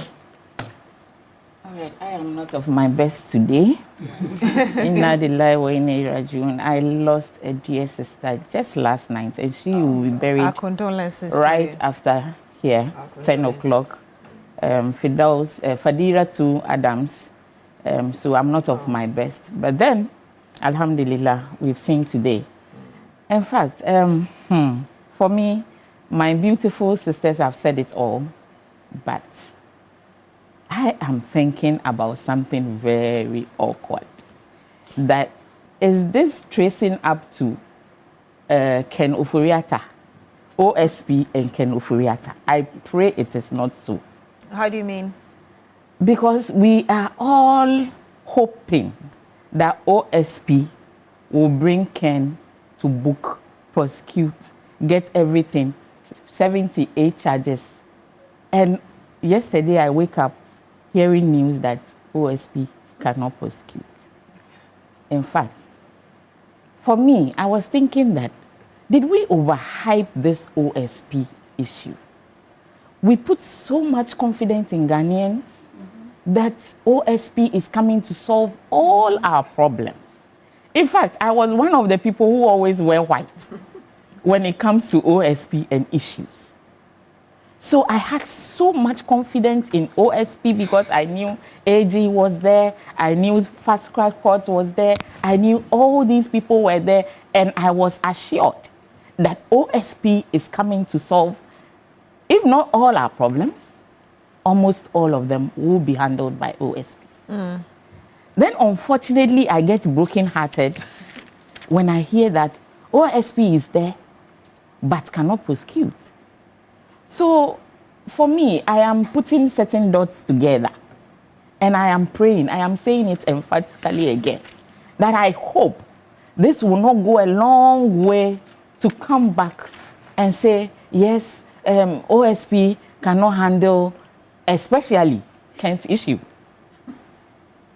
Okay, when we came, when President Mahama was elected, our dear Alan Shermantin presented the GTP to him. And in the GTP, we are saying, together, united we stand. If all these legal bodies come together as one to fight corruption issues in Ghana, it will help. So we are pleading that they take the bold step, bring all these institutions under one body. When they come together and stand, I'm sure most of the issues will be solved. Rather than, just like Madam Ayana is saying, rather than they fighting each other, who is supposed to prosecute and who is not, and we are still having doubts whether they really want to scrub out corruption in Ghana. So most of us are a little bit disappointed, and we are just hoping that, just like Madam Ayana is, I'm also of the view that it's the personality, not the office. If we are expecting so much and seeing less, we are hearing the orals. I'm always talking about action. I like action. I'm an action person. So I want to see action. And we hear every day having stories here and there. In fact, I was really disappointed. And we expect more than what we are hearing. We expect to see the confidence we put in the government, because we were expecting that OSP was really coming to solve all these problems. And this constitution just didn't come up just yesterday. Article 88 has been there for a while. But even with Article 88, you assured us that OSP is coming to solve these corruption issues. So they should put back the confidence in us. Reassure us that OSP is not just coming to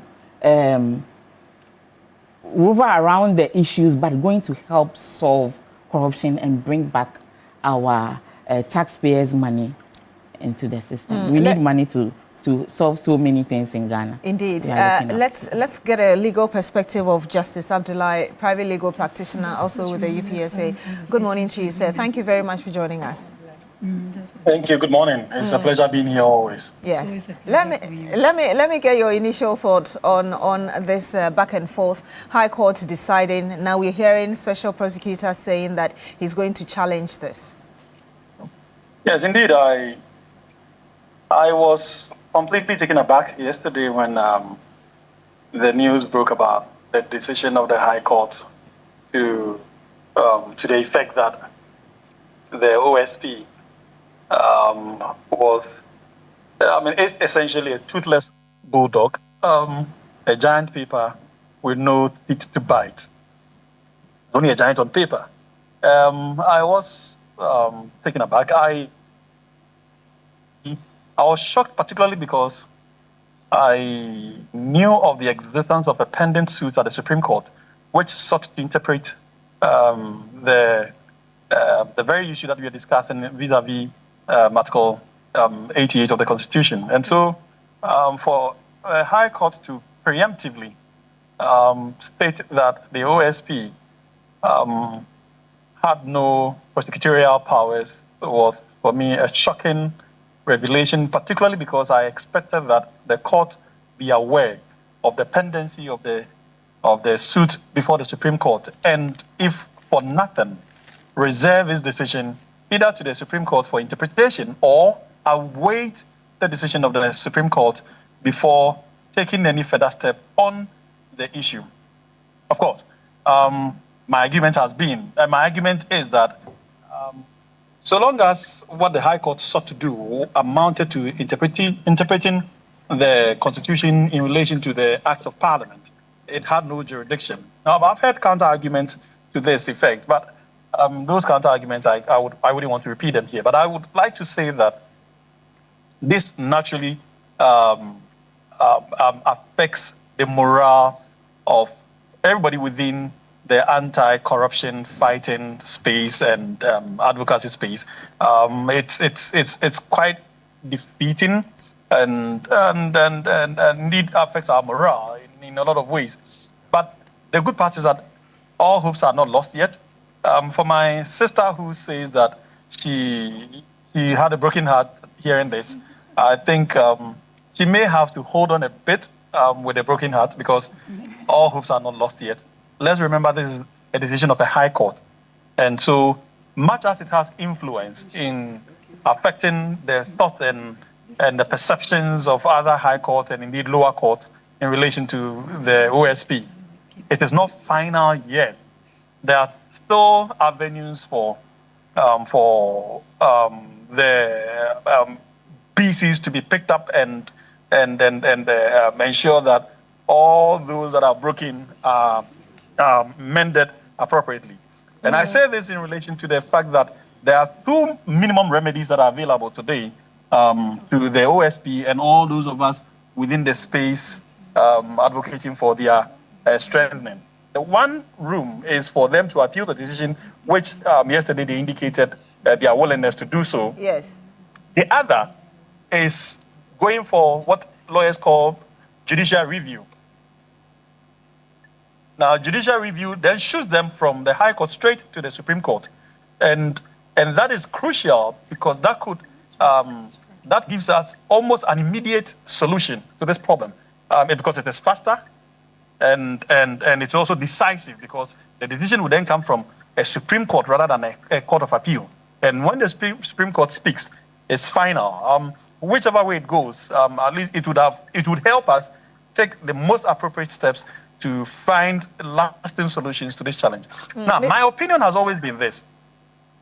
In setting up the OSP, the people of Ghana and indeed Parliament was not oblivious of Article 88. We all knew of the existence of Article 88. A lot of discussions were had by all stakeholders and other persons who were interested in the OSP. And so it was taken into consideration in setting up the OSP the way it is. Now, if you want to read the appropriate provisions of the OSP Act and limit it to say that they need to necessarily obtain the express authorization from the Attorney General, you may be interpreting the Act in a more defeatist perspective, and you are likely to be operating literally. When in actual fact, as lawyers and judges, we have all been trained to look to the object of establishing the act.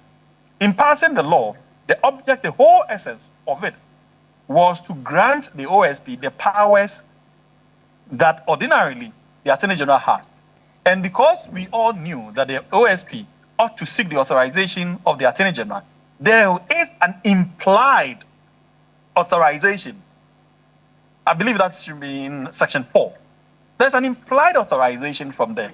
But if you want to read that implied authorization to mean an express authorization on daily basis or as and when that is required, you would be doing disservice to your entire leanings and understanding of the principles of interpreting acts and constitution. Mr. Abdullahi, that's where I was actually coming to, because there are some who argue that perhaps the act that established the OSP might have been a bit contradictory in spelling out the mandate. And you just quoted some of the sections there. In the opening and then section 14.2, it clearly states that the OSP acts on the authority of the Attorney General. And yet in that's the whole point I am making. Yes, yet in 4.1, it says that it cannot be subject to the control of any person or authority. How do you explain that? So this is exactly the point I'm making, that if you put the two together, it creates an implied authorization So the OSP does not need to wake up every morning, go to the office of the Attorney General, and seek the authorization to prosecute case A or B. Neither do they need to go there periodically, monthly, weekly, yearly, to seek that authorization, because the Act took that into consideration. This is the whole essence of it. To insulate it from all these acts of, if you want to call it, influences from the authorities that might not be interested in its activities. And so if you want to leave the Act or interpret the Act to mean that these people will have to seek express authorization, that is where the influence would then come from. You would have defeated the act of influence. You would have defeated the whole essence of having the OSP. In fact, the OSP without that independent prosecutorial power is a meaningless institution. It's as simple as that. And you cannot interpret an act to arrive at such a result. That would be completely absurd. Let me ask. It's untenable. Untenable, you say. Let me ask you this. There are people who are asking questions about what happens to the cases he's currently handling. We have Ken Ofori-Atta and a few others. If you can tell us. Yeah, how does this affect the cases good part he's is handling? that this becomes obviously motivation for such persons to now seek appropriate loopholes to escape prosecution. However, the advantage to our side, I mean, when I say our side, the people of Ghana, is that we still have the room to amend all these. And in fact, the worst case scenario, if the Supreme Court comes back to say that indeed the OSP needs to seek the express authorization, that is still not a completely damaging result for all of us, because that authorization can be sought within some 21 days, maximum 1 month. We would have obtained that. And I say that because it would have to be a subsidiary legislation that would have to go to Parliament and it has to mature within 21 days. And so that could easily be obtained if need be, except that in between time, these cases will be hanging.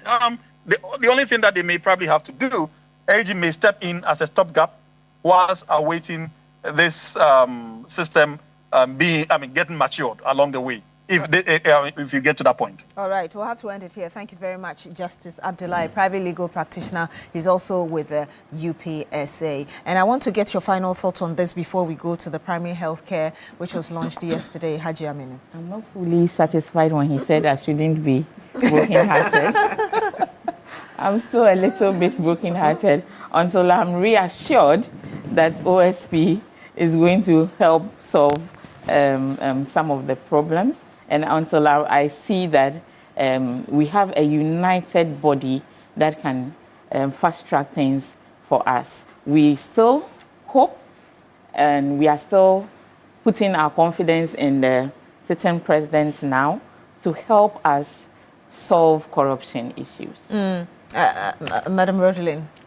I've listened to Abdullahi. I still stand by the fact that as it stands now, people must try and cultivate the habits of resigning when they are spat on. You understand? Because at the end of the day, this has been going back and forth about the special prosecutor, and it is not the office, it is the person. And even if you come back, it's going to continue, you understand? So he should do the needful.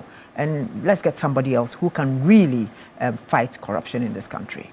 All right, Hajia. I was telling Nancy that it's always a pleasure for Justice when he has to join the ladies. But it still comes to the same thing. We're all saying the same thing. We all agree that our office needs to be there. We all agree that corruption must be fought. Now it's at the doorstep of the Supreme Court. But in all this, whatever decision the Supreme Court comes to, if the AG and the OSP, as appointed now, as occupants of those offices, don't collaborate, we'll still come back to the same thing. Madam. Thank you. I think that the consensus on this table is the same. I also agree with my sisters. I actually believe that the OSP must resign. I don't think that him fighting the Attorney General and this whole, that is not why he's here. We gave him a specific mandate. even if the court case is not completely done and there's other nuances to it and they're still in court, I think that he should leave the space for us to get someone who's really going to get the job done. Ultimately, Ghanaians want a special prosecutor who is going to prosecute people who have been found to be corrupt, who have been found to not use public funds, our taxpayers' money, in the right way. We must tackle corruption. If we do not tackle corruption, unfortunately, we are not going to get anywhere. You do not think that if the circumstances remain the same, it doesn't matter who you bring, you still have a special prosecutor who may not be as active as Ghanaians expect him to? Not necessarily, because I'm talking about history. I have seen one before when Martin Amidou was here. So we're going by the past. Martin Amidou, like I said, is someone we all believed in. We know how hard he is on corruption. We have seen his work over the years. If he had not been hounded out because he was actually investigating his own people, and that is who we want. We want someone who, regardless of political affiliations, will investigate anybody that is known or is found to be corrupt. And the person of Martin Amidou, I think, was the perfect start. Unfortunately, it didn't work. So it is the person, as we have all agreed, that is the problem, the current problem. So instead of them going at it and doing all these court issues, I think it is needless. It's not going to help the country, and it's going to make corrupt people even more corrupt. So he needs to accept it, resign. Let's maybe re-evaluate the office. And let the Attorney General get his job done and prosecute people that need to be persecuted. Ghanaians are tired of corruption. I'm an MP for Iskadu Ketan. I do community engagement. And if 8 people get up to ask me questions, at least 5 of them will ask about oral and persecution and corruption. So the grassroots or the people in Ghana, Ghanaians want us corrupt people who have been found corrupt, especially government appointees, to be persecuted. So please, let's stop the drama. They've been doing too much drama for me. Let's end the drama and let's find corrupt people, let's persecute them so that we can stop the leakage, so that Ghana can really have the funds to do a lot of the things that President Mahama is planning. Like you said, we launched the free primary health care yesterday. And I'm coming to you on that. Really, to what extent do you believe this is going to change the face of Ghana's health, as it were, Deputy Health Minister? So thank you. Free primary health care is actually, I believe, is the game changer. Only because we looked, during our manifesto, we looked at the Ghana health system in its entirety. I say a 360-degree look at the health system of Ghana.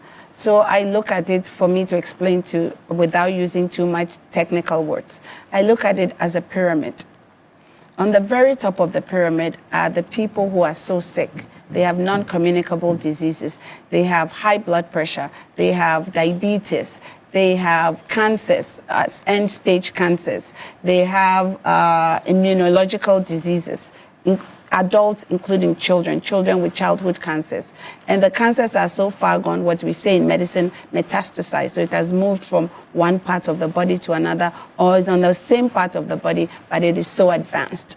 Those are the people on the very top of the pyramid. It's not a lot of people, but we are getting more and more people into that category. So we are saying that 43%, the studies show, of our people, of Ghanaians, all deaths, all mortality in Ghana is from that top of the pyramid.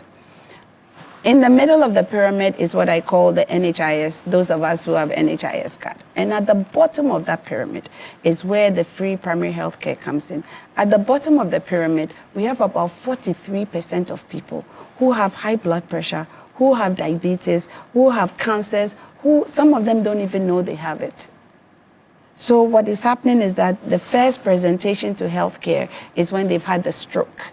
The first presentation to healthcare is when the heart has failed. The first presentation to healthcare is when the cancer is so far gone, there's not much we can do. On the top, President Mahama has ring-fenced money, which is called the Ghana Medical Trust Fund, which we popularly call Mahama Cares. That is for those people because they need specialized care, special equipment, specialists to take care of them. So we are taking care of them on the bottom, on the top. On the bottom, we need to do something called preventative and promotive health care. That is the one where if we catch those diseases on time, we can avoid them getting the complications at first presentation. If we can screen a woman in the community for breast cancer, we can do early detection. By the time we find it, there is something we can do. We don't have to wait for the cancer to be metastasized and move to other parts of the body before we can find it or before the woman presents to the clinic for the first time. So what we are doing is that 43% or so who don't even know they have those diseases, we're trying to catch them at the bottom with free primary health care. Free primary health care, what it is at the lowest level of our health system. We have the CHIPS, we have the community, we have the CHIPS compound, we have the polyclinic and the health centers. Those are the lowest rank of our health system. And that lowest rank of our health system is also the part that is closest to the people. If I have to get up and walk 5 minutes to a CHIPS compound, it's better than taking a vehicle in my constituency, in some parts of it. If you have to get to Efiankwanta, you have to take about 4 vehicles to get there or 4 pay, and it's going to cost you about 20, 30 cedis just to get there. The question right now is, yes, you're doing this. How sustainable is it? Are we ready financially? Yes, there's a 1.5 billion Ghana cedi initial investment or budget, as it were, and 1.2 annually. But how sustainable is this? It is very sustainable because when we look at even just uncapping the NHIS, we came up with about 3.5 billion. And everything we are doing now with the free primary health care is like we haven't borrowed money outside. This is all internal money. And for the first time, we are doing prudent fiscal management, prudent economic management. So we are managing our money, no matter how small, in a way that benefits all of Ghanaians. So at the free primary healthcare level, anybody can walk into the CHIPS compound, the health center, the polyclinic, and get free healthcare. We don't even need your Ghana card at that level. Only after that level, when we're doing a further referral to a higher level of care, which is the district hospital, the teaching hospital, or the regional hospital, is when your Ghana card comes in. So we are looking at so that we can bring all Ghanaians, because of that barrier to entry, the barrier to access. A lot of people are waiting at home. So if I go, I have to go and get Ghana card. How much is Ghana card? Now I have to go here and go here. So let me just stay at home until the problem is delayed. In the community now, we have community health nurses whom we are empowering, we are training, we are adding more, we are adding even more volunteers that have already been trained by the YEA, and we are pushing them into the community to come to your home and check your blood pressure. If you have high blood pressure, we'll refer you to the CHIPS compound. Go to the CHIPS compound tomorrow morning and check. If you're truly found to be a hypertensive, we can treat you at that level so that we won't wait for you to get kidney failure and now be on dialysis, and now we have to do dialysis 3 times a week.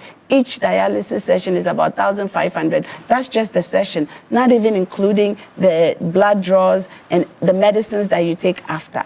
So it is costing us too much. The 43% that are dying of non-communicable diseases and cancer is costing the country human, real Ghanaian lives, and we don't want to get there. So we are mitigating the issue with our free primary health care. We have already bought the equipment. We are starting with 150 CHIPS compounds or 150 facilities that are underserved, and all the equipment have been bought. We have identified what we have done a needs assessment. We know what they need. We are bringing the equipment no more than the next 2-3 weeks, push it into those facilities, monitor them and see how the program works, and slowly roll it over to the rest of the country. I think this program is good for every Ghanaian, and all Ghanaians, no matter which side of the aisle you belong to, must jump onto this, because health is everything. Health is economics. Health is sociology. Health is everything. It's business. If you are not healthy, you can't get out to do anything. So on that note, I want to really appreciate President John Dramani Mahama for this great social intervention. And I believe that this free primary healthcare social intervention is a game changer for the good people of Ghana. Thank Madam you. Loratu. Idris, it's good to have Doc here. And anything that has to do with health, especially at the primary health care level, which fundamentally is the first point of call and also gives access to about 40% of the rural and disadvantaged folks, is something that must be welcomed. And health is wealth. But what the NDC government did yesterday, I think was just it looked politically good, but I don't think that is sustainable. Our first point of call when it comes to our health system is fundamentally the CHIPS compound. And what was launched yesterday and we're told will be done is already embedded in the CHIPS concept. The outreaches and all that are embedded in the CHIPS concept already. Also, prior to 2024, health promotion was not really part of the health insurance thing. So if you remember in 2024, the annual check was launched as a component of the National Health Insurance Scheme. So I just believe that, yes, we need to improve health so that we can improve the health outcomes. Access needs to be created, but I think what was done yesterday by the government was just whitewashing an existing building. So how do you mean it's not sustainable? There are more issues. So what they did was more like building on a weak system. How? Health insurance already takes care of 95% of our health burden, from outpatient to inpatient, oral health, ear, and all those other things, 95% of it. One of the things that came up also strongly was non-communicable diseases, and those ones can be prevented. They are not like genetic diseases. Is that not why, for instance, the health minister, when he spoke to the press, and indeed he came here on Tuesday, said that we are going to be distributing containers to lorry stations, all of those. Just walk in and check before it gets to that status where you need your NHIS card. In 2026, we have about, I don't know now, but the last time I checked, we have about 6,000 chip zones. The deputy minister is here. She can, about 6,000 chip zones. The limited resources that we have, shouldn't we use it to strengthen the chip zones rather than now bringing containers at an extra cost? So the health minister because again. Chips, what is chips?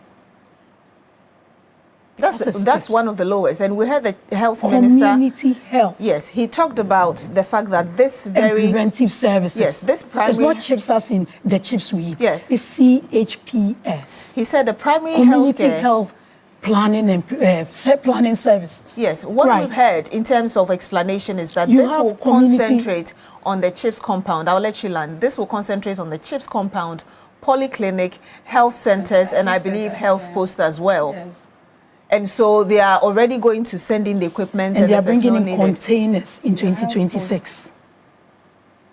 Bringing in containers in 2026. Look, the CHIPS concept is comprehensive, has been updated a number of times.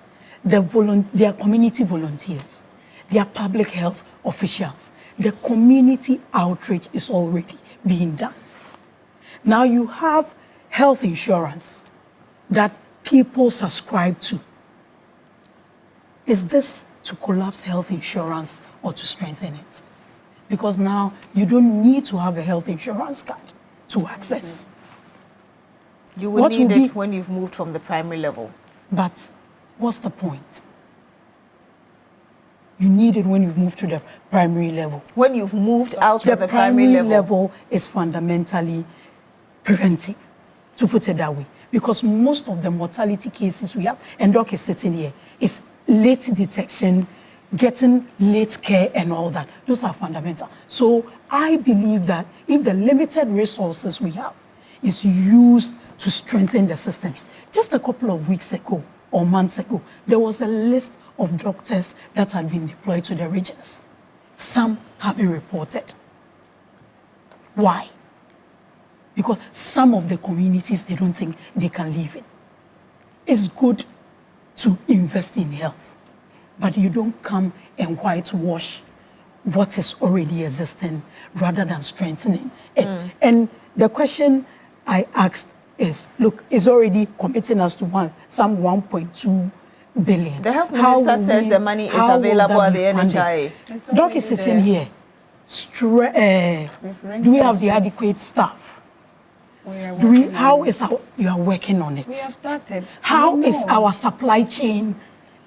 So you can say that, oh, I'll come to your house and check you for diabetes. But when the strips are not there, how do you do it? Doc, you know how the health supply chain is, and you know the challenges. Don't let us pretend because we want to fulfill a campaign promise. Don't build on a weak system. If you would kindly land for me so I can get... Health is not something that should be politicized or we should be doing cherry picking. We have problems with health staff. We have problems with the supply chain. And now health insurance, even with its own payment cycles, how short is it? Some of these resources can go into the payment cycle. The minister would ask you, when was the last time you heard any of the service providers complaining that they've not done it? What's the time nobody frame? has outstanding within the month. And I'm asking, Doc, how is our supply chain like? Yes, you are going there. Where are the drugs? Where are the health staff? Madam Ayana. You are working on it. These are the questions we have that we already should worked ask on it. and others. Because you are launching, you brought a few kits in. When these ones are done, how sustainable is the supply of these things? Madam Ayana, your thoughts? I believe that the Health Ministry has done a thorough work to be able to roll out this policy. And therefore, I will not be able to say whether there will be shortages or not. But in any case, there have always been shortages. Even if you go to Kolebu, sometimes they don't have cotton wool. You understand what I'm saying? These are things that are normal in a developing country. The primary health care, that's the free primary health care, because primary health care has been with us, except that it wasn't free, but now it's free. And most of the diseases that are mentioned are diseases that are caused by either self-inflicted or environmental problems. So when we are talking about cholera, typhoid, and all those things, we are talking about environment. If you keep your environment clean, you eat well, and all those things, the sanitation of it. So those are things that, for me, it's important for us to also stress that we must educate our people to know that if you do things right, you might not end up at the CHIPS compound at all. But looking at the numbers, we may have maybe 6,000 CHIP compounds, CHIP zones, or whatever it is. Population is growing. People are migrating to different places. So whatever happens, there will be need for other people to also get the facility. My problem is monitoring. How are we going to monitor all these things that we are sending out? Because even in the bigger hospitals, because of lack of proper monitoring, you end up going and basic things like detergents are taken out of the hospitals. Very little things are taken out of the hospital, things that you shouldn't buy necessarily, but you end up going in there and you have to buy because somehow we have not been able to supervise the use and also keep our eyes on the facility. I think that the whole policy is a laudable one, and I believe that going forward, maybe we should hold the government to account, for any lapses, because listening to our minister here and listening yesterday to the president, I think that they've put in a lot of work. And whatever happens, when it comes to health, it's an ongoing process. You can't have everything at once. The only thing that I would want to say is that there is a misconception out there that when you are talking of diseases like cancer and the likes, you have to make the population to understand that it's just testing, being there to be able to detect, early detection, but not treatment. Because, if you could land for me. Yes, because I've heard people say that you can go there for treatment of cancer, you can go there, but that is not it. You understand? That is not it. And I think that I also have this feeling about the employment, how we're going to get people to go in there, and then all the other challenges that go with having those people go in there, accommodation, transportation, and all that. Because in this country, there's places that are overseas. You can't even go. You need to go through a very, very strenuous way to get to them. How are they going to be taken care of? So they should sort all those things out. Yes, sort all those things out. Yes. But as for having the containers in the marketplaces and stuff, I think it's a good idea. I remember one of these people to also have the same idea. All right. And so that's Please, how it is. Haji Amenu. So one of our people also have it. I'm very so briefly glad. For us, we need to wrap up. Whoa, I'm so glad that this initiative actually was in our GTP. Our great Chief Alan also had this idea, and we are so happy they are adopting it. And it's a fact that you have to go to the hospitals and sometimes get worse. You get to an emergency state just because of checking your blood pressure and also this is a very good initiative, if I might say. I'm in support, especially when you have to join long queues, when some of these things can be prevented when detected early. And when all these containers are acquired or installed, we will be able to employ most of our unemployed nurses who are in the house.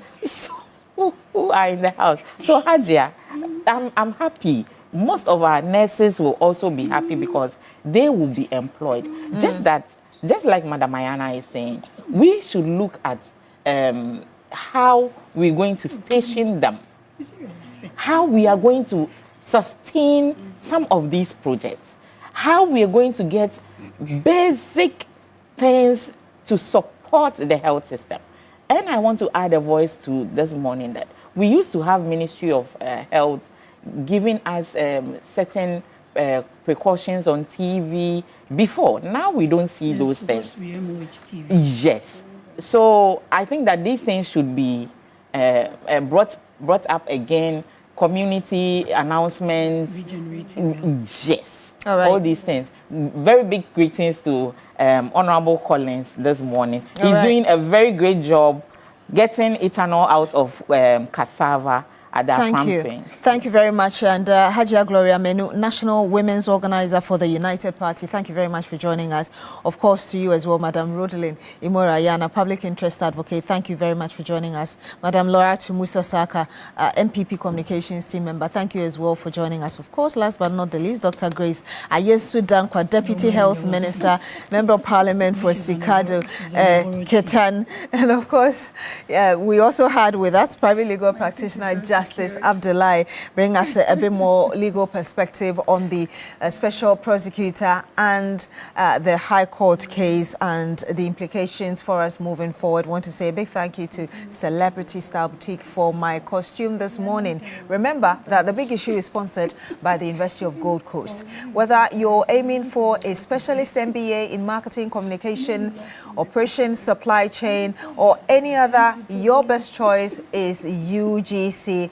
And you can always contact them, and April admission is already open, and so you can apply, because at the University of Gold Coast we make it practical, flexible learning, flexible entry and flexible payments. Study around your work and life, and your dream deserves a structure, your dream deserves strategy. So you can apply now, www.ugc.edu.gh. Call or WhatsApp now 026 388 8555. University of Gold Coast, building leaders for the nations. You're still here on A New Day on TV3. Stay with us. When we come back, we'll bring you the latest in sports and some more conversations.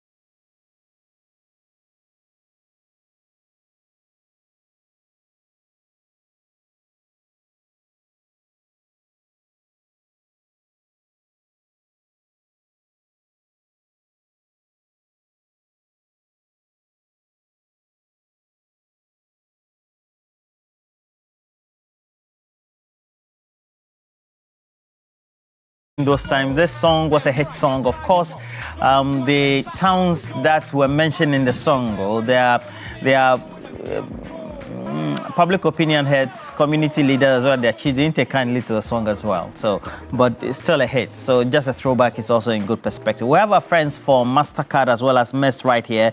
It's a third cohort of their EdTech initiative where they get to invite young edutech entrepreneurs as well as IT-related firms, those who tend to do coding, do training, etc. And this third cohort also means that they have a number of people who have been selected running various tech organizations, upstarts, so to speak, and then they get to support them. So it's very important we do the introduction quickly. I have here, what's your name? Just do self-introduction, which of the firms you're coming from as startups with this good initiative by MasterCard and MEST. All right, thank you. My name is Edwin Ketomanya. I'm coming from Keep Premium Solutions. Keep Premium Solutions. And basically what do you do? Keep Premium Solutions, we are a tech company. We are into training services. Okay. And also into software development. Oh, that's nice. Okay. And then what about you?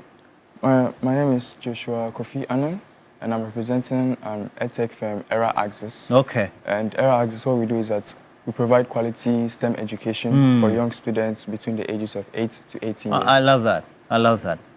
So congratulations to you. You've been chosen by the MasterCard EdTech initiative. And so with this cohort, it means that you form the third part. What do you make of this in itself? You know, being here and then participating in the first place. It's such a good opportunity because my team and I, we've always wanted to scale up our firm. Our main motivation is that we want to deliver quality and affordable STEM education for young students coming from low-income households. So being able to be part of the MasterCard Foundation EdTech Fellowship, especially as a participant and a cohort, we are very glad because we believe that our business and also our initiative will be able to scale up into the next future. From the perspective that was given by the rep from MasterCard, I'm told that $60,000 available to each of the firms to undertake a number of initiatives. And what are those, and how will this help you with the objectives you have? All right. So basically, when we come to the program, we are coming with a product. So they are helping us to scale up the product. So the product is to look at the gaps in our program and also cushion it. So some of us will have to refine our product. In the refinement, those are the support that the money is going to cushion us to refine the product to meet the international standard and expectation. Okay. Many parents still, because of the generational gap, are very laid back, not willing to adopt new applications, technology. Now we have AI and all that. So how do you want to make this friendly for them as well? Okay, so one problem we identified is that sometimes it's not that parents are not, let's say, they don't want to accept technology, but sometimes it's the cost involved in the technology. So one thing that my team and I at Era Access we are doing is that we are providing an affordable STEM education. What makes us affordable is that we engineer and fabricate our very own STEM development kits. This makes access or giving children coming from low-income households the ability to still implement STEM.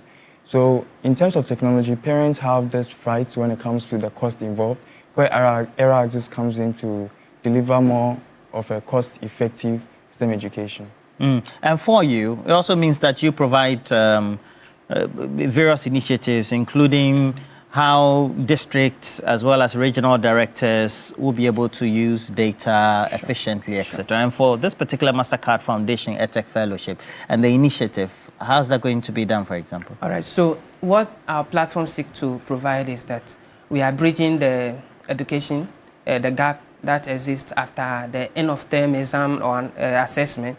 What do they use the data for? So our platform provide an avenue for them, give them an insight where there are gaps, where they should focus to redirect their policy decision, and also bridge the stakeholder gap, because most of the times we realize that the parents are left out of the equation.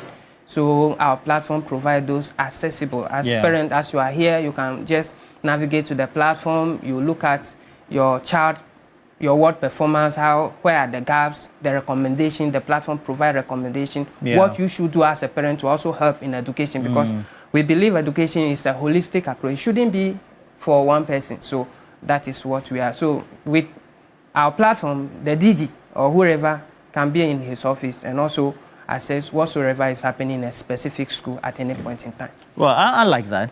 What do you hope to achieve with this MasterCard Foundation Ed Fellowship participation with the cohort, the third cohort? So we hope to achieve a new generation of African students, especially Ghanaian students, who are not afraid to approach science. Basically, I grew up in a school where you are always being taught theories. And one thing too much theory does is that it instills fear. But we want to get to a stage where STEM education is more fun. So we want to approach engineering, science, and technology in such a way that children can appreciate the concepts that they are learning in school. That way, we believe that they are able to assimilate it and also practice it on their own. Fantastic. And for you, what's the main objective? So, you see, the text base has come to stay. And as teachers, you can't give what you don't have.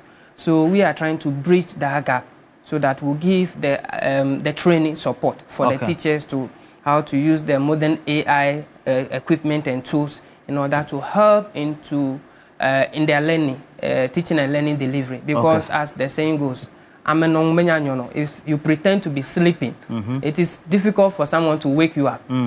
So we cannot pretend to be sleeping as we are in a digital era. We have Fantastic. Where will be your operational areas? So we are into training. Where? Which locations? Our approach, we'll train the teachers everywhere. Yes. Everywhere. All right. Wish all the best. $60,000, right? Has it been given to you or you draw down? So normally is with MasterCard Foundation Sure. And then you draw down. Yeah, based on when you meet the criteria, the criteria, the yeah, metrics. especially for accountability purposes, compliance purposes. So that I don't use the money to go and buy a car. Yeah, for example. I wish you all the best, sir. And Joshua, you're the CTO, Eraxis. Thank you for passing through as well. Oh, you're not Joshua? I am Joshua. Yeah, great. And then Edwin Ketomanya, thank you as well with Keep Premium. He's the boss. Thank you. Thank you. I wish you well in this MasterCard Foundation EdTech Fellowship participation. And for this third cohort, it also means that you can get more update on this. Just go to the website as well as social media handles of MasterCard Foundation. Get to know what this EdTech Fellowship means for them, but also could also be of benefit for you if you're in that space as well. And then perhaps the next cohort, when they're calling for the applications and the papers, you could also apply. In the meantime, we have to tell you the latest sports update is up next with Bill.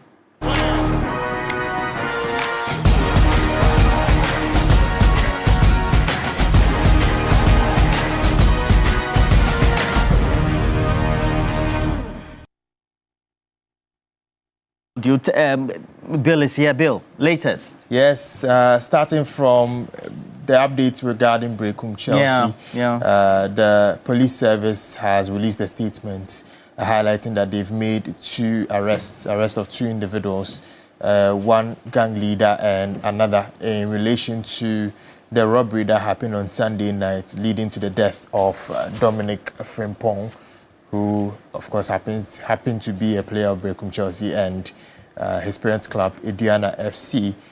What we understand is from the statement, the gang leader was, taken into custody. The other opened fire alongside the police, got injured, and is being treated at the hospital, but also technically arrested as well. And hopefully they will make some more arrests, because the police did mention that there were 6 in total. So we are hoping to see the arrest being made for the other 4 remaining. Such a young guy. May so rest in peace. Yes. Very unfortunate incident there. But,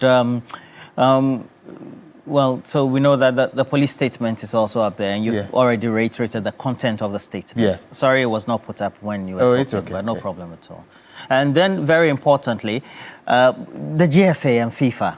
The FIFA forward money that is usually given to the GFA on a periodic basis. The GFA uses it for a specific task for themselves and then for other people. And the GFA this time bought some particular cars for the regional levies, and the aim for this one is to improve operational efficiency. So what we understand is about 5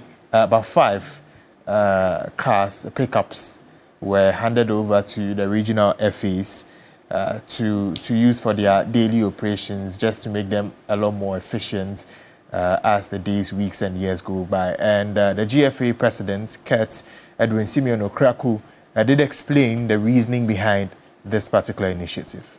First of all, we are extremely grateful to FIFA, led by President Infantino, for their vision to support football via the Forward program.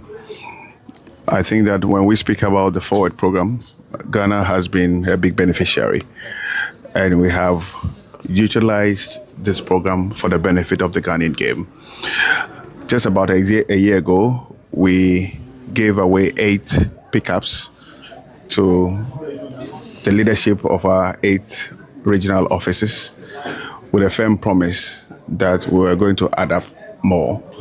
These vehicles obviously are used for the development and promotion of football at the grassroots level. I'm extremely happy, and I think that gradually we are laying a solid foundation for the development of the Ghanaian game. And I hope that every beneficiary, whether at the regional level, whether from the Tinker Directorate, will put these vehicles to its fullest of users. Good one. 5 of the vehicles. Yes, Is that not 5. it? Wow. That's critical, Yeah. right? Football Association President, GFA President.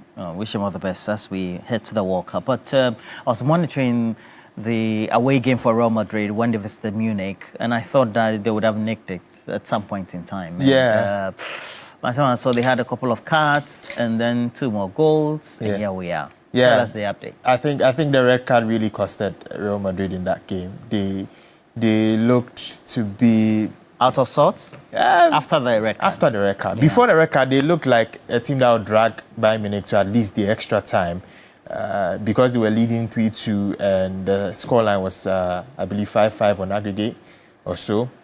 But, I mean, it's unfortunate for Real Madrid and the red card they received. But it's something Bayern Munich will love because they've not been to the semi-final of the Champions League in a while. And to do that under Vincent Kompany, someone who wasn't highly rated before he joined Bayern Munich, is really, really special. On the other side, Arsenal, although they drew 0-0 with Sporting at the Emirates, they've also qualified for the Champions League. That would mean that Bayern Munich will be facing PSG in one of the legs, the semi-final legs, while Arsenal will be facing Atletico Madrid in the other Champions League semi-final leg to determine who gets the final. So go over again. Yeah. PSG will be facing Bayern Munich. Okay. On the one semi-final leg, the other one is Atletico Madrid versus Arsenal. Charlie, they look like PSG go win again. They don't go fit. To be honest, PSG looks the part. Yeah, they look the part to again defend their. Their attack is pretty strong. Defensively, they've been also good as well. Maybe if you're going to talk about real defense, Arsenal will be the best bet. But when it comes to attack, I think it's PSG over every other club. Yeah. All right, and well, it's come down to the World Cup, and we also know that it's 57 days to go. Indeed, 57 days left to the start of the 2026 World Cup. We're building towards it. Of course, 3 Sports have been providing a lot of updates from 100 days or even before up until now. And 3 Sports will be providing a lot more updates. But we do have a 3 Sports World Cup Minutes coming your way, talking about the coaches who are managing the 10 African teams who qualified for the World Cup.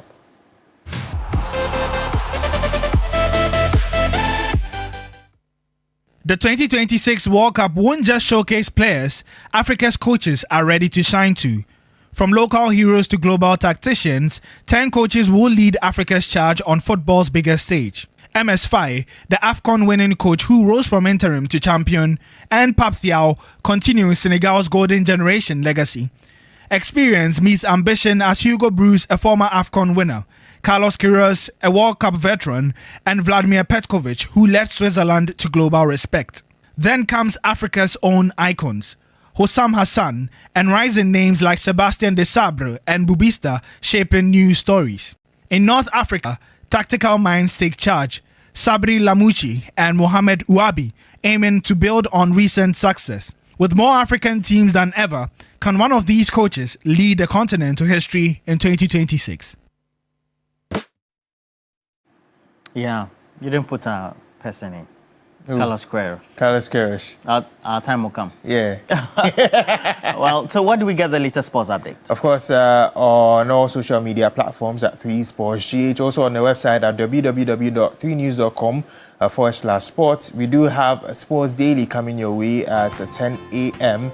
This morning is 1 hour with a lot more sports updates. We're taking a break. We'll be right back.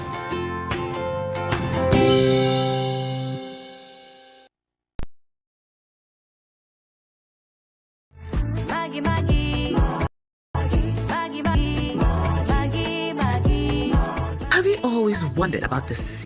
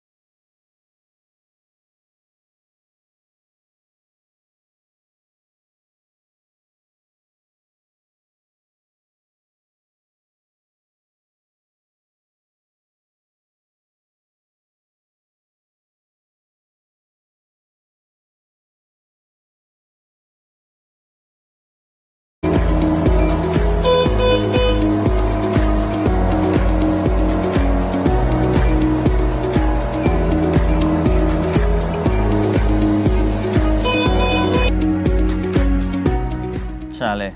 You look at the environment, the ambience, that's really a hospital. At least before you walk in, you're almost cured 10% into